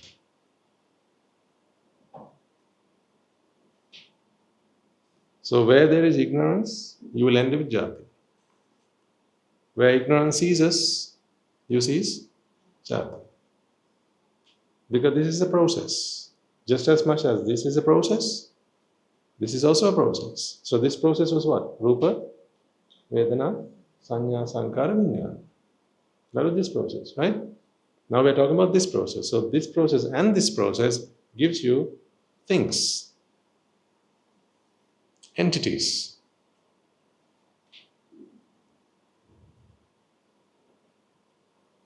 Do you see how it all starts with ignorance? So what is ignorance then?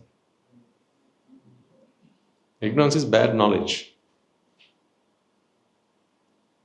lack of understanding. It's not mere lack of understanding, but also understanding that which is not true is also ignorance. So, for example, today is what? What day is it today? Sunday. To not know that today is Sunday can also be considered ignorance, but to also think that today is Monday is also ignorance.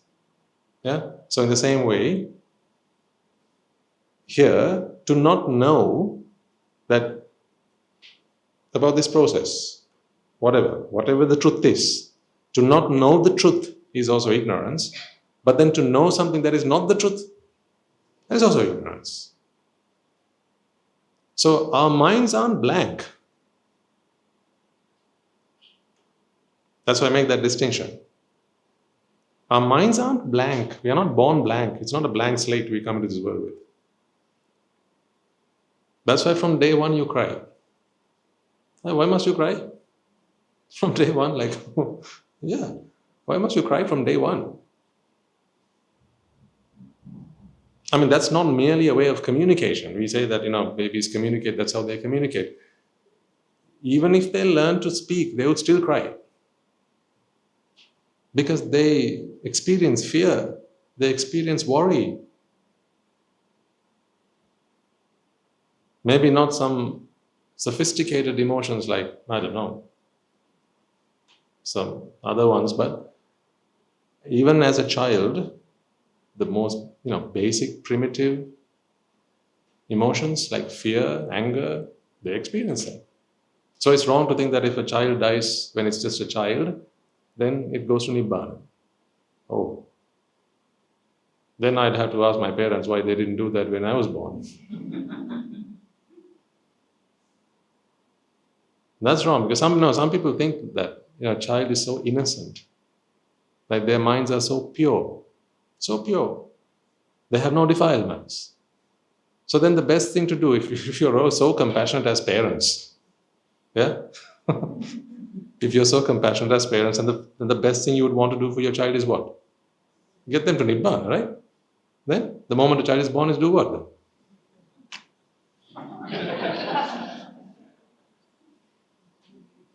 Could that be right? No. The fact that a child is born says what about it? He was ignorant. Otherwise, why aren't arahants born today? How come a child isn't an arahant when it's born? Then why do you have to become an arahant again? If a child is free of defilements. So this is wrong. It's a myth if people have it. It's a falsehood. So please don't fall into that trap.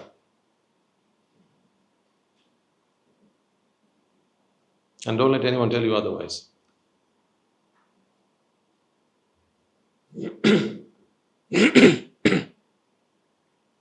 Because if that were true, the Buddha would have advised that. He, the most compassionate of all, that's what he would have advised. Have children, and the moment they're born, murder them. I mean, the Buddha would have advised that. Why not? If done with compassion and for the purpose of Nibbāna, why not? Isn't it?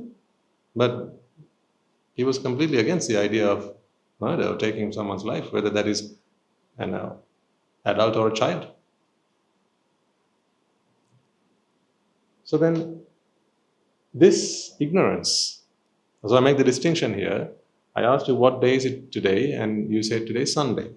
But you can be ignorant about today in two ways. One is to think that today is Monday, or Tuesday, or Wednesday, Thursday, Friday, or Saturday, or to not know what day it is today. So if I asked you what day it is today and you didn't know, you could make a guess. Maybe today is, you can make a guess. But if you really didn't know what day today was, then you just wouldn't know, that's it. You can make a guess if prompted to, but otherwise you just wouldn't know what day it is today, right? So you understand that there's two states of this ignorance. One is to not know something, and the other is to know something that is wrong. So bad knowledge is what I'm talking about here. It's not lack of anything. It's not zero knowledge, because we are not born with zero knowledge. We are born defiled. We are born with ignorance. So that is the ignorance that runs the Paticcasamuppada process. So let's see what that ignorance is.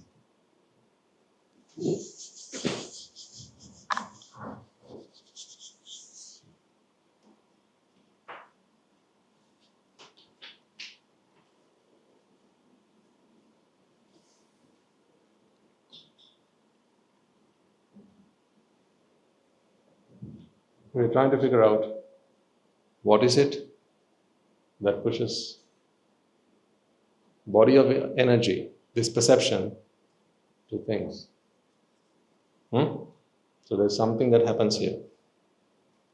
And I said, so far we've come to the understanding that it's some kind of ignorance, right? So then let me reveal to you what that ignorance is. It's not zero knowledge, which is what we've just discussed. It is bad knowledge. And that bad knowledge, ladies and gentlemen, before I say that, what is the good knowledge that you have just acquired? That things are bodies of energy. We've just talked about it, right? So now you are equipped with that knowledge. What knowledge did you have before this? That there were things in this world. Well, that is what ignorance is.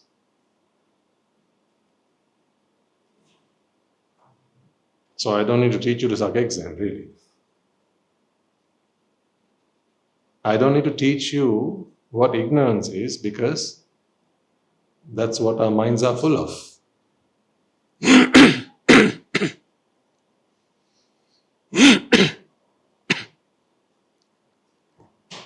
Our minds are full of ignorance. What is ignorance then? Ignorance is knowledge that this world is full of things, that there are things in this world. But what's actually there? Bodies of energy. So now we have one more question to answer. How does this knowledge, bad knowledge of the presence of things in this world, drive us to finally perceive those things? Why could it not just remain a thing, just bad knowledge? If you get what I mean. We don't necessarily have to perceive things, right? We have bad knowledge, okay, fair enough, right? We have bad knowledge. We think that there are things in this world, but why do we still perceive that there are things in this world? Can't we just have it as bad knowledge? Like fairies, for example. Like we have knowledge of fairies, but that doesn't mean we look around and see fairies. I mean, none of you are.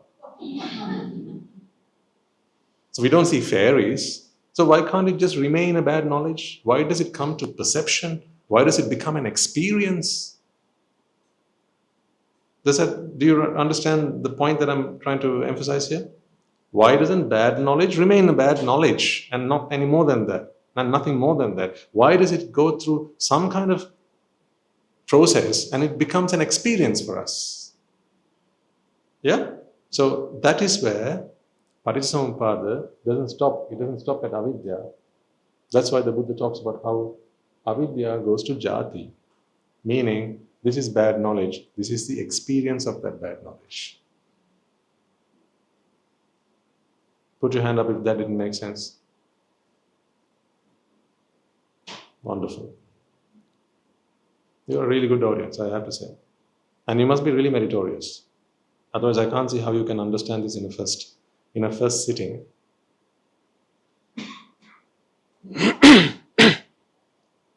Especially with all my bad jokes.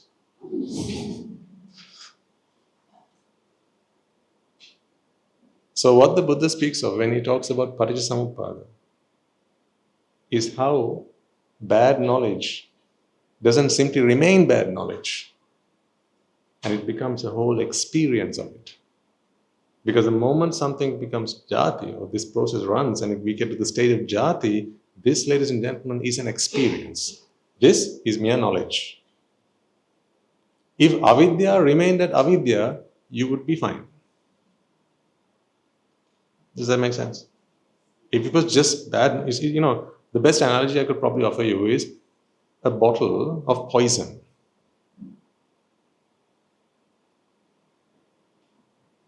What harm does it cause? Nothing at all. Provided you know that it's poison. The presence of poison causes no harm. What does? Consumption. Taking it, drinking it. That's why you should remain it in the shelves in the supermarkets and not bring them home.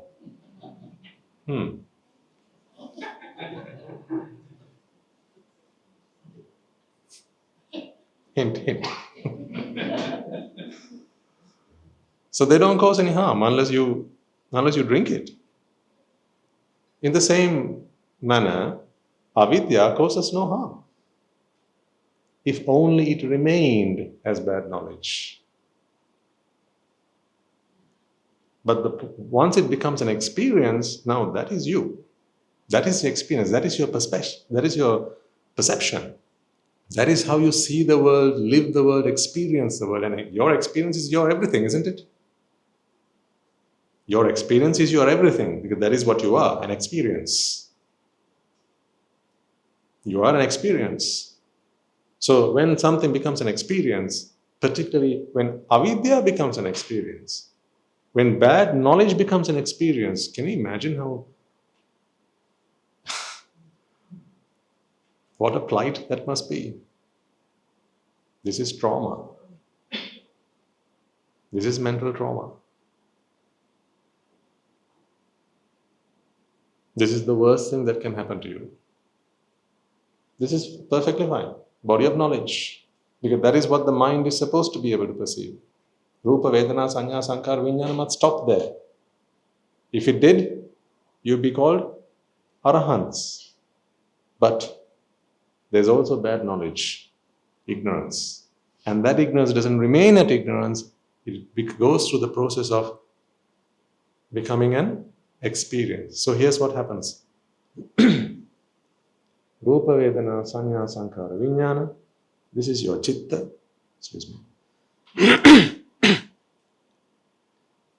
Rupa, Vedana, Sanya, Sankara, Vijnana. This is your chitta. This chitta is supposed to perceive bodies of energy. However, this chitta or this mind is ignorant, meaning it has no knowledge or bad knowledge.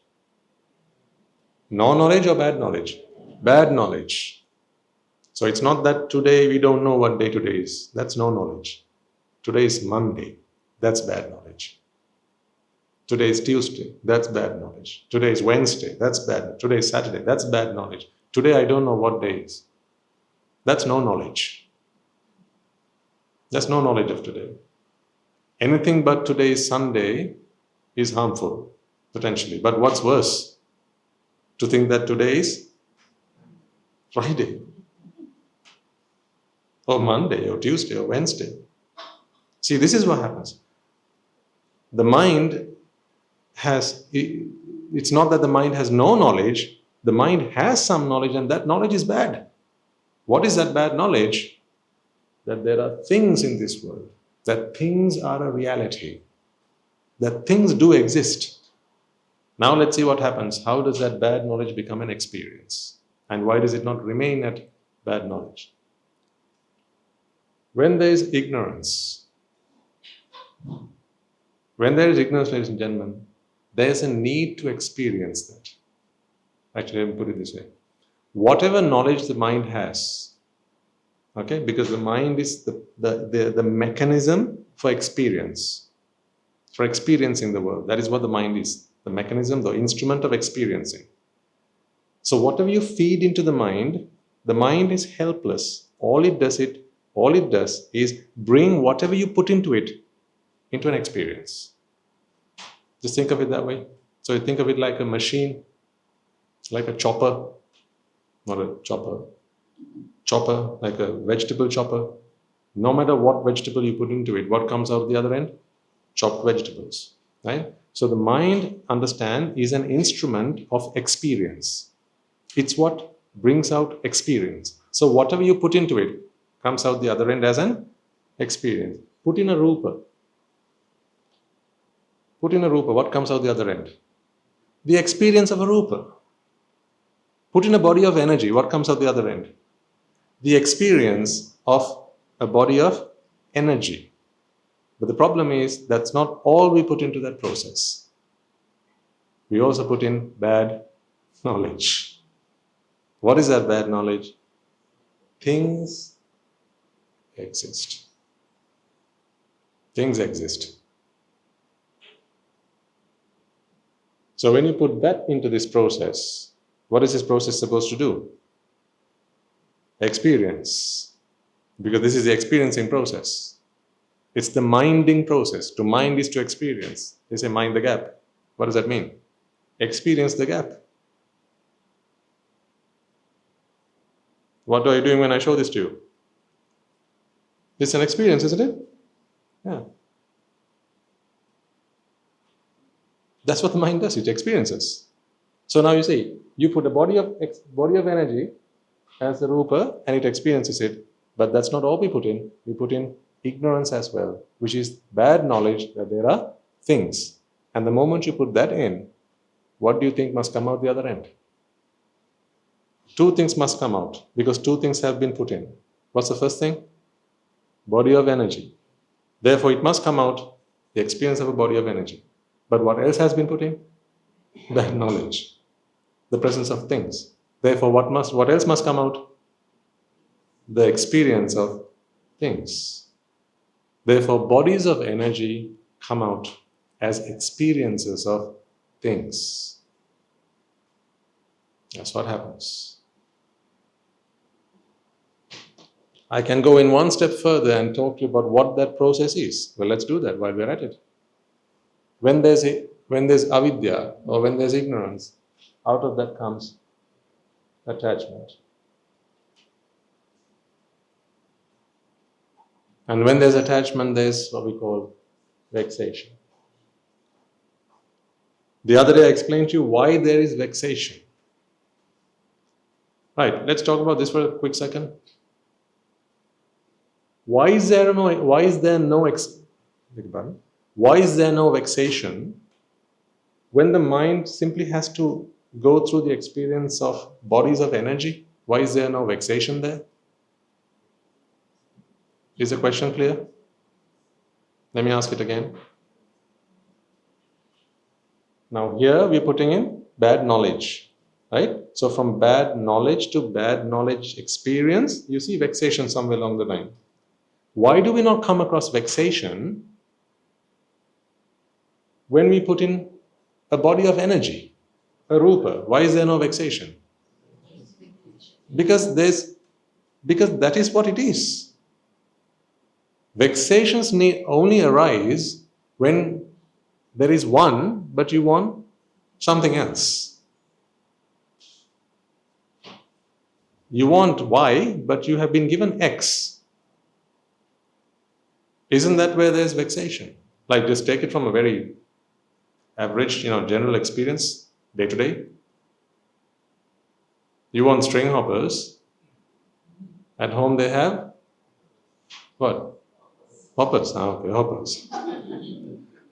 So what happens within you? Vexation. But the following day you want hoppers and they have string hoppers. Then what happens again? Vexation.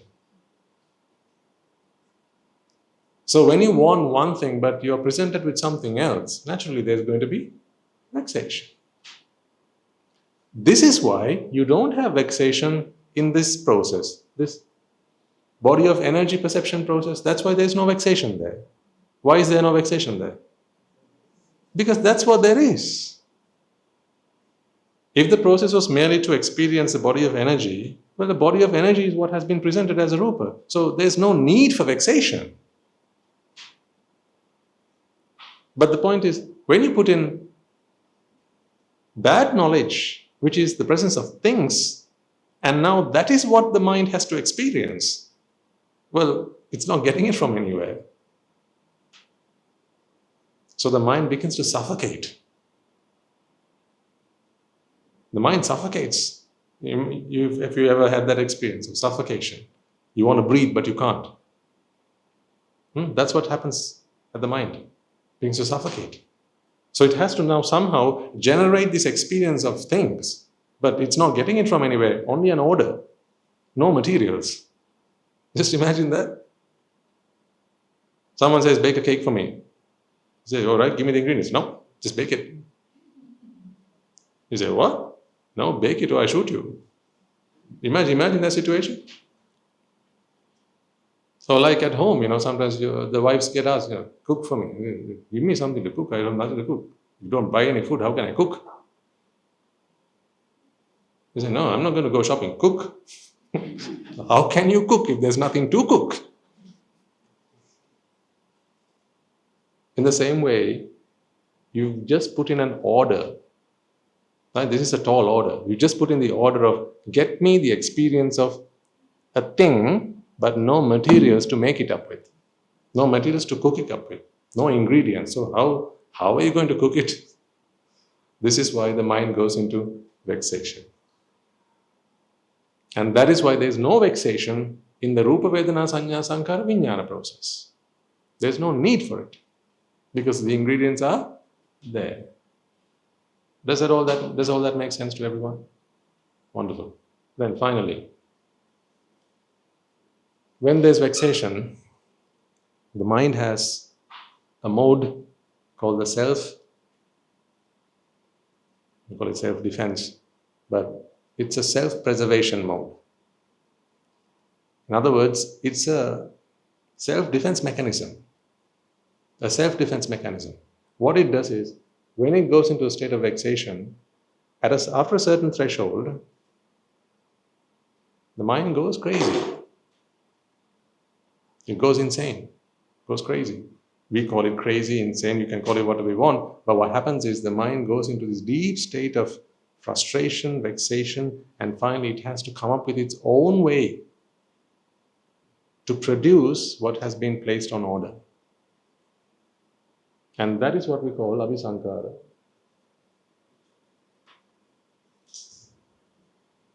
So please understand that the Buddha didn't invent this. He just discovered it, that this is what the mind does and the mind is capable of this. The mind is capable of this. Capable of what?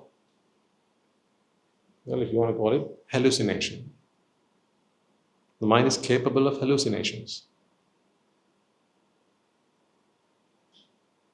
This is not a mere imagination, by the way, okay? So it's like, when I ask you to imagine something, this is not a mere imagination.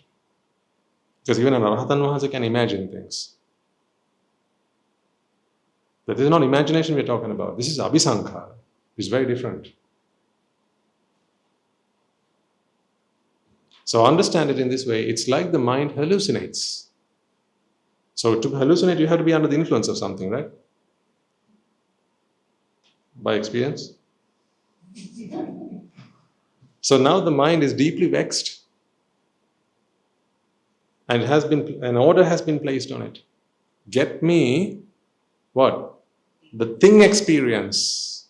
Get me the thing experience. That's the order that has been placed on the mind. And it has to somehow spew it out. Nothing's happening because no ingredients. So the mind gets vexed. And the abhisankara mode switches on. And the moment that happens, abhisankara goes to bhava. This is a disaster. This is a disaster. At this point, that's it, you're lost. This is what we call insanity. The only thing that's left now is for this insanity to become an experience. That is what jati is.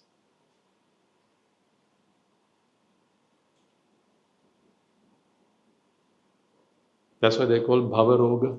Have you heard of it? Bhava roga. The disease of becoming, I don't know whether it's the right term to use, but bhava is a step in the paticcasamuppada process. All of this was the expected outcome of that process, paticcasamuppada.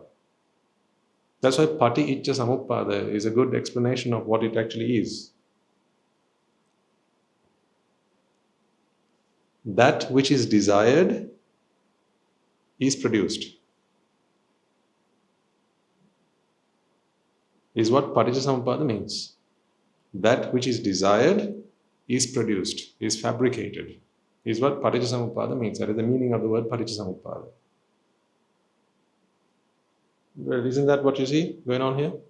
That which is desired. What is it that is desired? Experience of a thing. The experience of a thing. Well, an experience of a thing cannot be gotten from anywhere.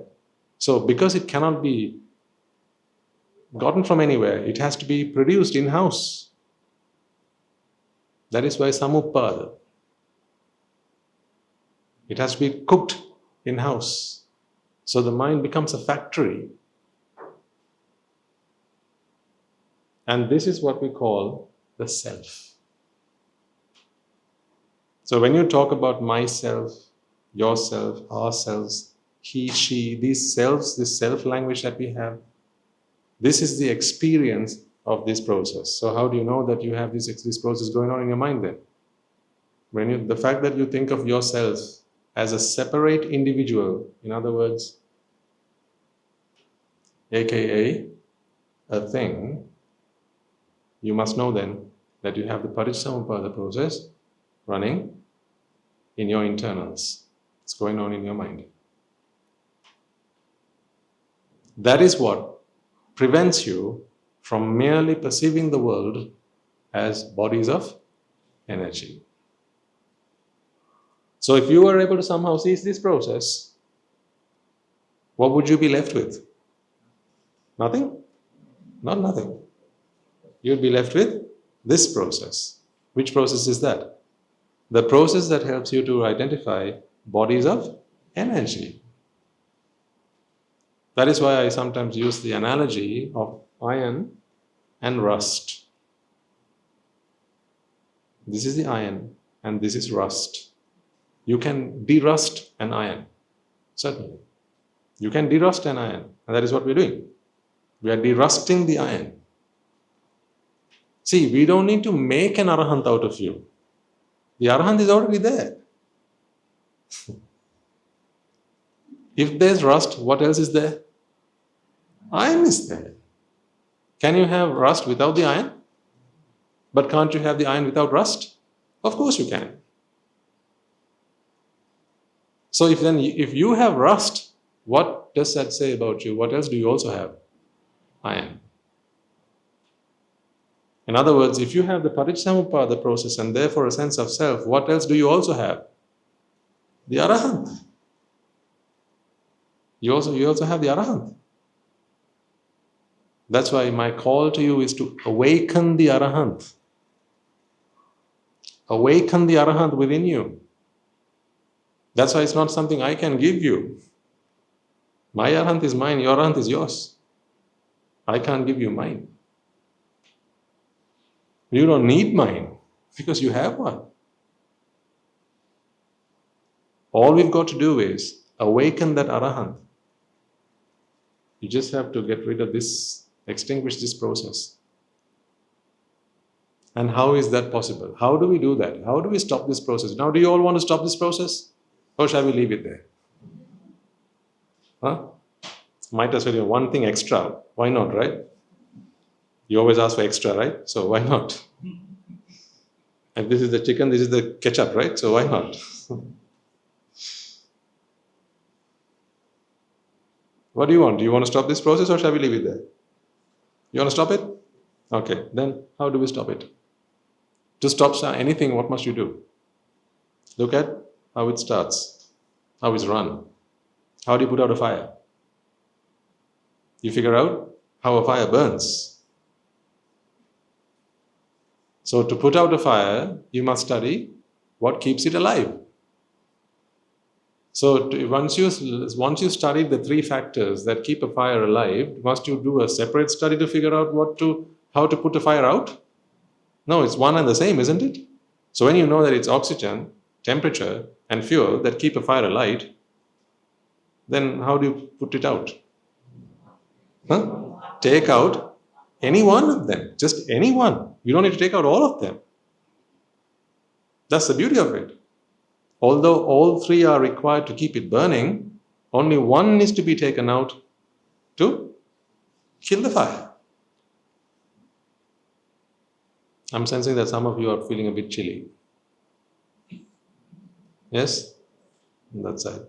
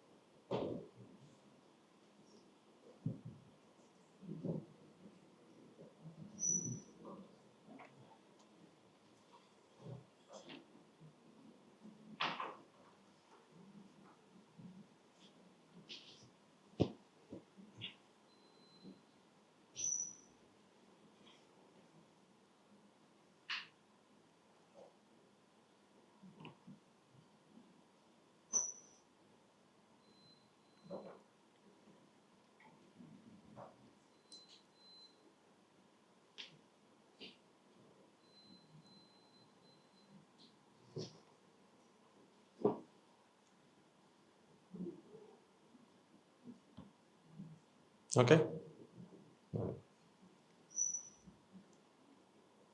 So how do we put out a fire? Take out any one of the causes that keep it alive. Any one. So, if this is the Paticcasamuppada process, and it is all of these factors that keep this alive, you can take out any one. If you want, you can take out vexation. If you want, you can take out abhisankara. If you want, you could take out attachment. So you can have a dab at taking out any one of them. It's fine. You don't have to take out just avidya. If you want, you can take out any one of the others. But the problem is this. Each one has its own causes. So if you want to take out abhisankara, you have to take out its causes. And to take out its causes, you have to take out vexation. So it might be that you don't want to touch vexation, you don't want to touch attachment, you're not interested in avidya, you want to be special, so you want to take out abhisankara. Now, why you have to take out avidya? You can't take out abhisankara. Why not? I want to be special in some way.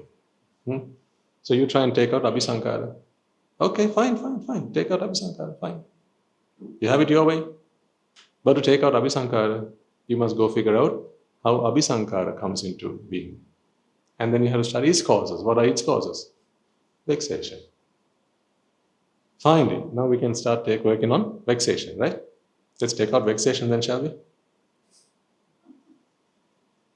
Let's not worry about avidya. Let's just take out vexation. Let's leave avidya as it is. Because what Swaminatha said was, take out any one cause and you're fine, right? You don't have to go, to avidya. Well, let's take out vexation then. Tell me how to take out vexation. You got to go to its causes. What are its causes? Attachment. So then you have back to attachment. So let's not touch avidya. Let's just take out attachment. What are its causes? Avidya.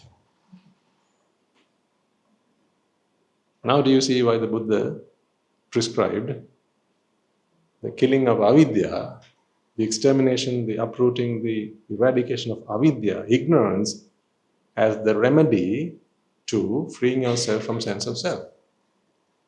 You have to go to its fundamental causes, to the root, and pick it out there.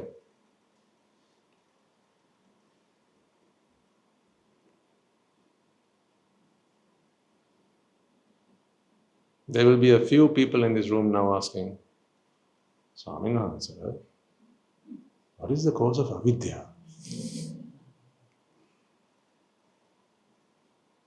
Because to take out avidya, you must also go to its roots, its causes. Well. The cause of avidya is bad association, ignoble association, asatpurusha sevana.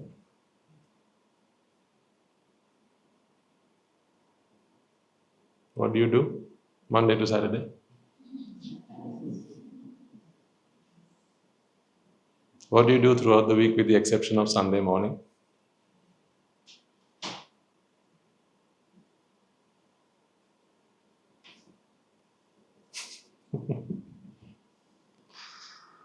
I'm trying to call you checkmate. All these days I've been saying, come on. Today I'm trying to convince you why I have been saying that. It's not because I want to have more mouths to feed at the monastery. It's because you have no other resort. There's no other refuge. Because to uproot, to stop jati, you must take out bhava. To take out bhava, you must take out abhisankara. To take out abhisankara, you must take out vexation. To take out vexation, you must take out attachment. To take out attachment, you must take out ignorance. To take out ignorance, you must take out ignoble association.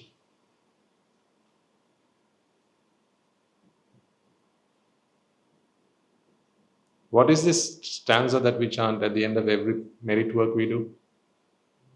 Imina punyana kammena mame bala samagamo satan samagamo hotu yava Nibbāna pattiya. Heard it, right? What is mame bala samagamo? I want to be with my mama.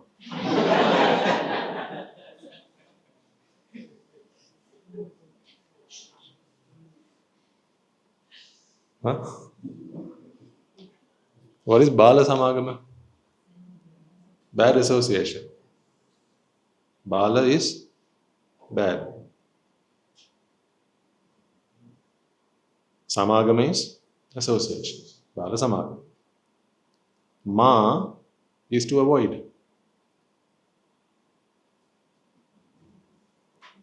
That is the meaning of ma. Ma, me, bala samagama. May by the power of this merit, I be able to refrain from bad association.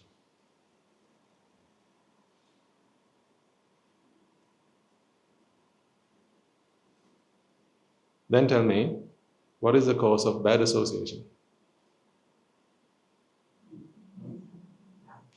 Now we are on that path, right? So we agreed that ignorance is based in bad association.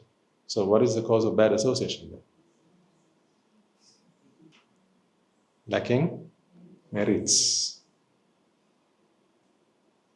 Because it is merits that bring you, that refrain you from avoid bad association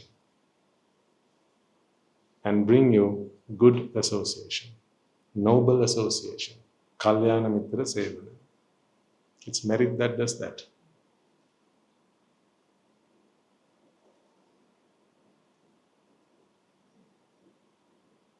So then if you want to perceive something, a body of energy as simply a body of energy, what must you do? Do merits. Do as many merits as you can. Because what will good merits bring you? Good association. What will and one more thing, good association, and it will keep away bad association. People who fill your head with indoctrinations about things, not necessarily people, some force. We say people, it's a force. It's an influence, right? So merits is what brings you to good association. A teaching that brings you to awareness that there's all there is a body of energy. Because the moment you realize that there's only a body of energy, now there is no more moha, no more delusion. Where there's no delusion, we talked about this last week.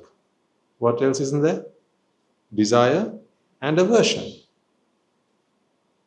So desire and aversion are both based in delusion. Delusion is the presence of things. Things is caused by jati. Jati is caused by bhava. Bhava is caused by abhisankara. That is by vexation. Vexation is caused by attachment. Attachment is caused by ignorance. Ignorance is caused by bad association. Bad association is caused by the lack of merits.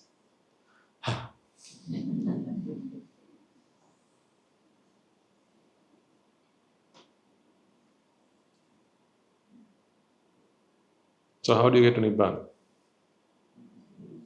Merits.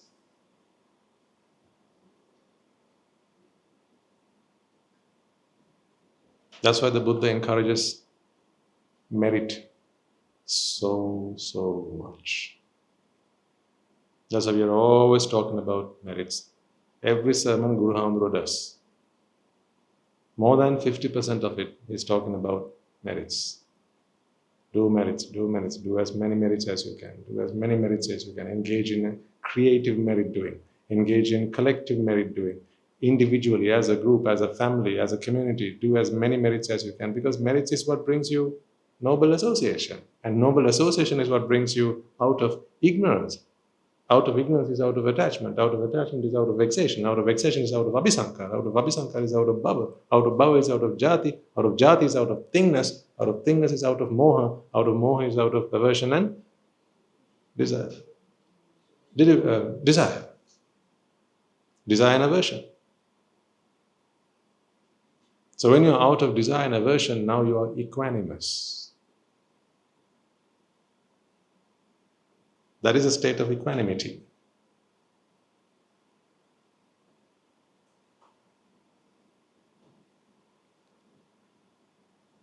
That is why we constantly invite you and encourage you, ladies and gentlemen, to support those who are on this journey. Because this is how it happens. You play it forward. You're either on the boat or you help push the boat. You try and help push the boat along, and at some point you become rich enough to get on the boat.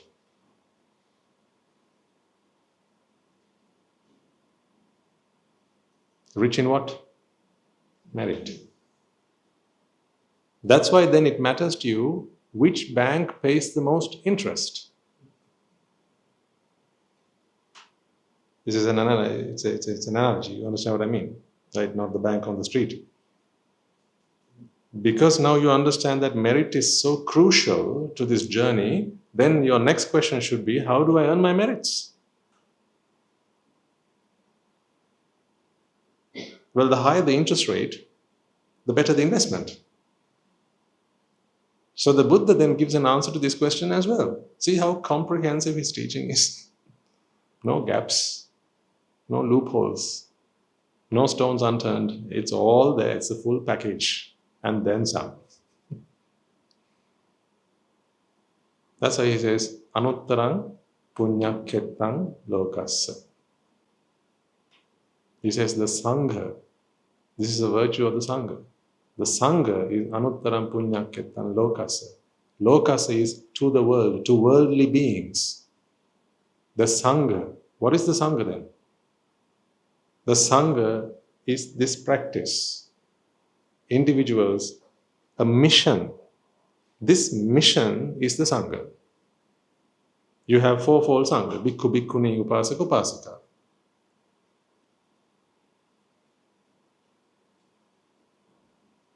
So this is the highest interest rate paying bank. Well, not the interest rate paying, but the bank with the highest interest rate. Not my words. You chant it every day while you're offering dana to Swamin Wahanse. Supatipanno bhagavato sāvaka sangho, Ujupatipanno bhagavato sāvaka sangho, Nyāyapatipanno bhagavato sāvaka sangho, Yadidan chattari purusyugani atta purusa puggala, Esa bhagavato sāvaka sangho, Āhuneyo, Pāhuneyo, Dakkineyo, Anjali karaniyo, Anuttaram punyakketan lokassa.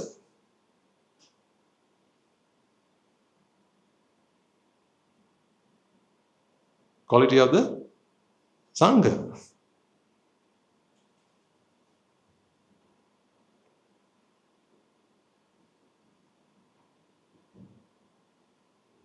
So is it not a real boon that we have the Sangha? Both you and I. Not just for you. See, I understood this so profoundly and so deeply that I invested my whole life in the Sangha. Today, every merit I do, every action I take is for the Sangha. Even this is for the Sangha, Upasakas and Upasikas. I sometimes go and work in the kitchen at the monastery. For whom? The mission. This is the mission. See, this is a mission. Do you see an individual here? No, it's a mission. That's why I always say, don't put food into my alms bowl. I mean, physically that is what you do. But in your mind, I want you to support the mission. This mission. Because this mission happens not only outside, but also within you. And I've just explained to you how that happens. There are other ways you can earn merits, but this is the bank that pays the highest interest. That's why the Buddha says, Anuttara Punyakketta. The unequivocal, the unequaled, unparalleled. There's nothing that can sit alongside the Sangha for the purpose of Nibbāna. Because how can anything sit alongside the Sangha than the mission of Nibbāna itself? They cannot be unequal, right?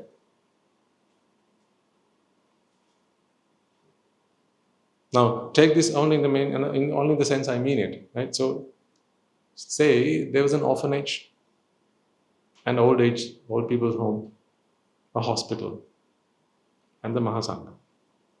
For the purpose of Nibbāna, you don't need to answer this question. For the purpose of Nibbāna, I emphasize this point, for the purpose of Nibbāna, where does this mission happen out of all those places? Sangha, because Sangha is the mission of Nibbāna. Everything else is worldly. Providing care for either young, the old, the infirmed, right? Pets, animals, and so on. There's so many missions out there. World peace is a mission. Hunger eradication, that's a mission. Afforestation, that's a mission. These are all missions. The blue planet, that's a mission. Save the forests, a mission. Save the oceans, mission. Save the turtles, it's a mission. This is a mission of a different kind. But if this is what you want, then you got to support this mission. If there's something else you want, you got to support that mission. So the choice ultimately falls with you.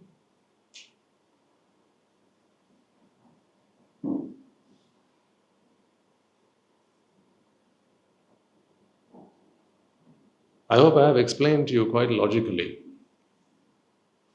practically and pragmatically, why the Buddha, our teachers, Guru Handro, and the Mahasangha, this lineage of the Mahasangha, speaks of what they do. And why they talk about merit, why they talk about jati, why they talk about this stuff.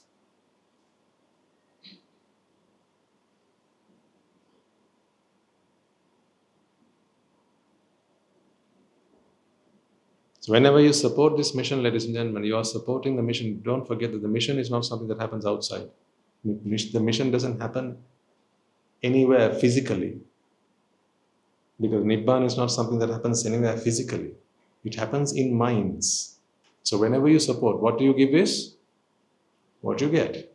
Right? So now add that with all this, put the two together. If what you give is what you get, when you support this mission, in some mind, what do you get back? This mission is supported in your mind. That's how it works.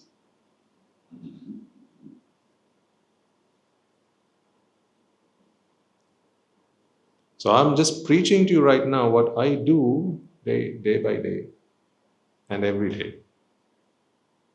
When I go and work in the kitchen, I work for the Mahasangha, the mission of Sangha. When I go and wash the toilets, I do it. The Mahasangha, I do it with pride. I don't consider that to be some kind of a menial task or a menial job that is not fitting or befitting someone like me. That thought itself would be absurd. Because it's not cleaning toilets that I do. I support the mission.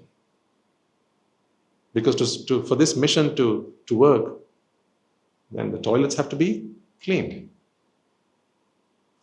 So if the sewers are blocked, let me have a go at that. Why not me? It's the question I have, not why me. Why not me? Why not me? If the dishes haven't been washed, why not me? Why the plates haven't been washed, why not me? If the hall hasn't been swept, why not me? Because I want to support the mission. Because what you give is what you get.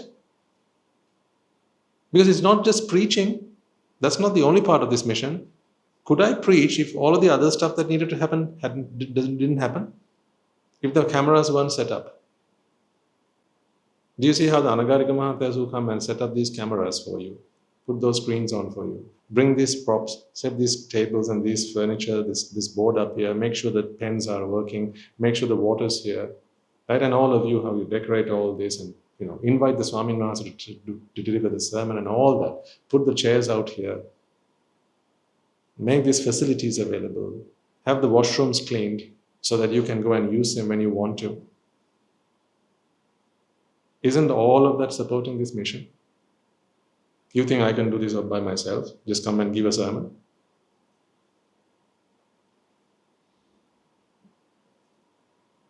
That's why I always encourage and admire the community. I don't individually appreciate any of you. You know that. I always admire the community. Because you will be nothing alone. You'd be nothing alone. Just like me, I would be nothing alone. I can't do anything alone. Not even the Bodhisattva could become a Buddha alone. Sujata had to come and offer the Kiripinudana, the milk rice. Without that, he would not have been able to survive, sustain his body.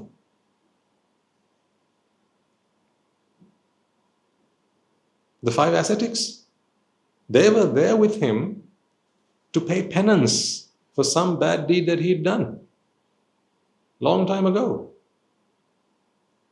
But if those 6 long years of hardship hadn't been endured, he would not have become the Buddha. So it was a bridge to get him from this land to the next. Some people say, well, it was a waste of time. No, nothing's a waste of time.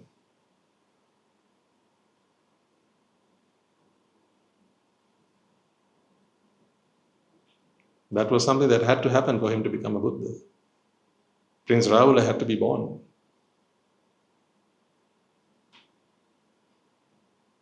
He had to get married to Yashodhara. He had to be born to King Suddhodana.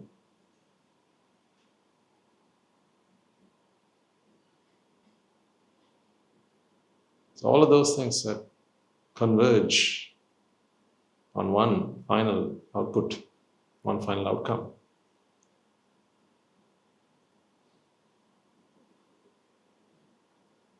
That's why this is a mission.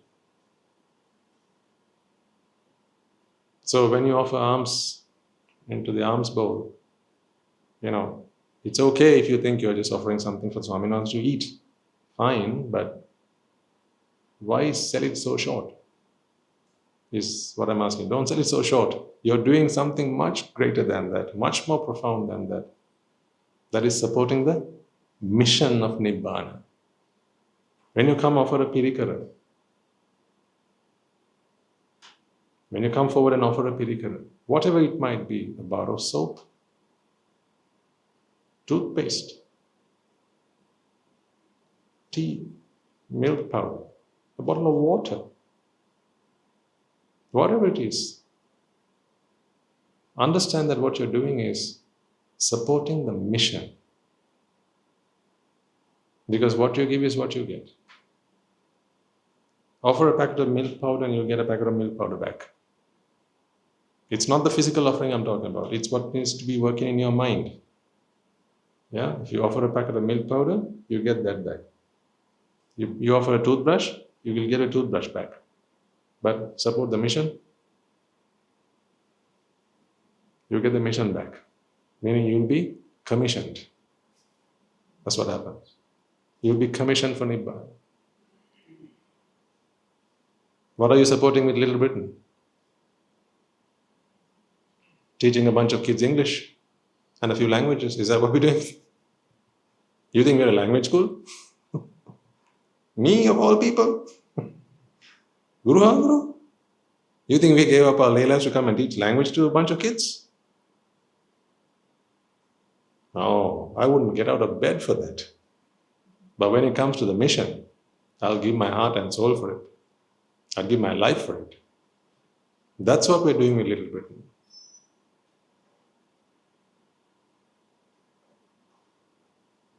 Because we want Nibbāna to happen in every chitta, in every mind, across the globe, in every heart.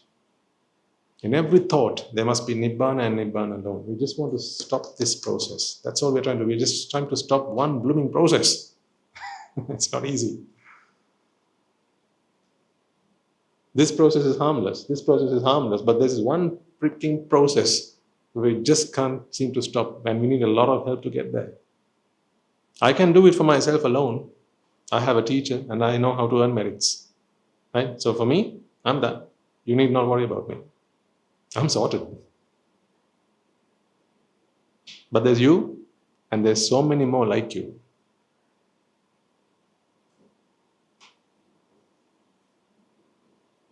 So for you to get onto the boat, you must push the boat. How do you think I got onto the boat?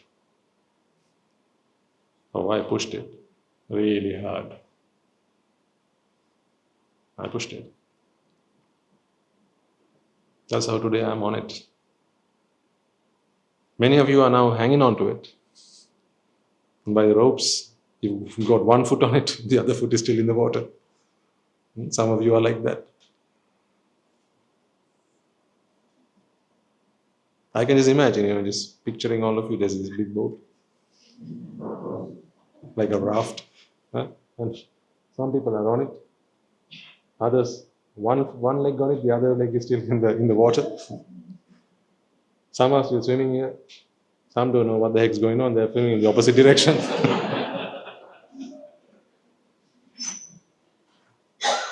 Some are saying, boat, run. There's a boat coming, get out of the way.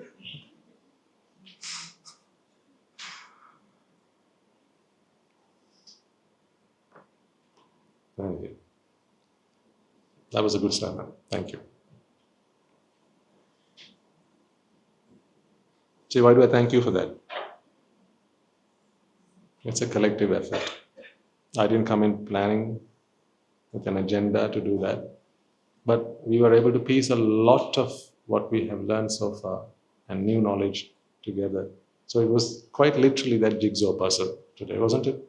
What a fitting analogy that was to begin with. So today you understand why merits, how to do merits, where to do merits, why, how this whole thing fits together. And what is harmless, what is harmful, which process you must stop, which process you can just leave as is. All that. Okay? So please don't leave everything you've learned here. Take it with you. Make some decisions about your life. Decide today Decide the second half of today. You've already spent the first half. Decide the second half of the day. Decide tomorrow. Make some decisions about tomorrow. This week is gone by tomorrow. Oh no, today. Today's Sunday, right? I forget. Today's on Saturday. That's bad knowledge. By the end of today, this week is gone. So tomorrow starts a new week. No, make some decisions, because that's another week gone. It's another week gone, ladies and gentlemen. Another week gone. Out of your 120-year lease, that's another week gone. All right, let's leave it there. Let's all take a moment then to transfer the merits that we have all acquired today by making offerings to the infinite virtues of the Noble Triple Gem, inviting the Swami Master to give the sermon, as well as creating a conducive environment for all to come along, practice the Dhamma, realize Nibbāna. First and foremost, let us transfer these merits to the bhikkhus and bhikkhunis, upasakas and upasikas who have since time immemorial protected and preserved the sublime teachings of the Buddha and passed it down to the generations of the noble lineage in the form of the Tripitaka, which is thankfully available to us today to study, understand and comprehend the Dhamma. Let us also transfer these merits to the Mahanayaka Theras, the Anunayaka Theras of all the chapters who have sacrificed their lives to protect and preserve the Sambuddha-sasana, as well as all the other monks and nuns resident in your local temples and nunneries, as well as throughout the world, who have made it their life's purpose to propagate the teaching and practice it for their own liberation as well as those of others. Let us also transfer this message to my teacher Guru Swami Mahanse, as well as all the monks resident at the monastery and the anagarikas and anagarikas attached to the monastery. Let us also transfer this message to our devotees, friends of the monastery, who for the sake of merits to help them attain the supreme bliss of Nibbāna, continue to sustain the Mahasangha. This includes all of you who provide the Mahasangha with shelter, alms, robes and medicines, as well as pass on your know-how and continue to extend your well wishes. May they all rejoice in these merits. Let us also transfer these merits to our parents, siblings, our ancestors, our forefathers, as well as our uncles, aunts, cousins, nephews and nieces, our children, our teachers, our friends and so on. By the power of these merits, may they be healed of any physical and mental ailments and overcoming obstacles to their spiritual progress. May they abstain from the unmeritorious deeds, fulfill the meritorious deeds, fulfill the noble eightfold path, and may they all attain the supreme bliss of Nibbāna. Sadhu, sadhu, sadhu. Let us also transfer this message to the Devas and Brahmanas, spirits and demons, primarily the Sakadeva, as well as all the numerous gods and deities who have committed themselves to fulfill and preserve the Sambuddha-sasana. Let us transfer this message to our guardian deities who keep a watchful eye over us and keep us out of harm's way. May they prosper in divine power and wisdom. May they abstain from the unmeritorious deeds, fulfill the meritorious deeds, fulfill the noble eightfold path, and may they all attain the supreme bliss of Nibbāna. Sadhu, sadhu, sadhu. Let us also transfer this message to our forefathers, our ancestors, reminding ourselves that it is in their blood, sweat and tears today we are able to enjoy the comforts of life as we do, as well as those who passed away in your name. Let us also transfer this message to members of the armed forces, as well as the police force who sacrificed their life to preserve the peace and harmony of our nation, as well as those who lost their lives in the wars, be they friend or foe. Let us also transfer this message to those who lost their lives in natural disasters and calamities, such as tsunamis and earthquakes, landslides, fires, floods, pandemics, and so on, reminding ourselves that in this infinitely long journey of samsara, they will all have been parents of ours, siblings to us, as well as teachers of ours and friends, acquaintances, and individuals who have gone the extra mile on our behalf to make our lives as comfortable as they could. Therefore, with an abundance of compassion, loving kindness, and a sense of gratitude for all that they have done, let us transfer these merits that we have earned to all of them, and by the power of these merits, if any of them have been born in the woeful plane, may they redeem themselves to be born in the blissful plane. May, by the power of these merits, they abstain from the unmeritorious deeds, fulfill the meritorious deeds, fulfill the noble eightfold path, and may they all attain the supreme bliss of Nibbāna. Sadhu, sadhu, sadhu. And finally, may by the power and merits, the power and blessings of all the merits we have acquired throughout the day, we be able to witness the advent of many hundreds of thousands of arahants on this blessed land. And finally, you and I and everyone who has helped make this program a success become a Rahatan Mahanse or an Arahat Keratin Mahanse in this very life itself and in the era of this Sri Sambuddha Sasana itself. Sadhu, sadhu, sadhu. May the blessings of the Noble Triple Gem be with you all. And the Mahasangha will now transfer the blessings to you.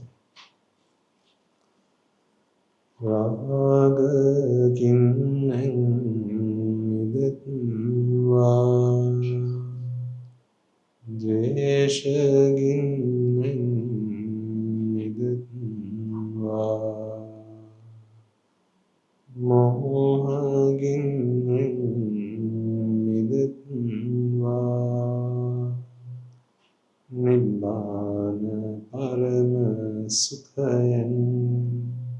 සුඛිතතර වෙත්වා නිබ්බාන පරම සුඛයෙන් සුඛිතතර වෙත්වා මමද සියලු ලෝක සියලු සත්වයෝ නිබ්බාන පරම සුඛයෙන් සුඛිතතර වෙත්වා නිබ්බාන පරම සුඛයෙන් සුඛිතතර වෙත්වා නිබ්බාන පරම සුඛයෙන් සුඛිතතර වෙත්වා රාගගිනි නිවේවා ද්වේෂගිනි නිවේවා මෝහගිනි නිවේවා නිවන් සැප ලැබේවා නිවන් සැප ලැබේවා නිවන් සැප ලැබේවා තුන්වන්ගේ සූසි අනන්ත මහා ගුණ බැලින් සියලු ලෝක සියලු සත්වයෝම නිබ්බාන පරම සුඛයෙන් සුඛිතතර වෙත්වා සාදු සාදු සාදු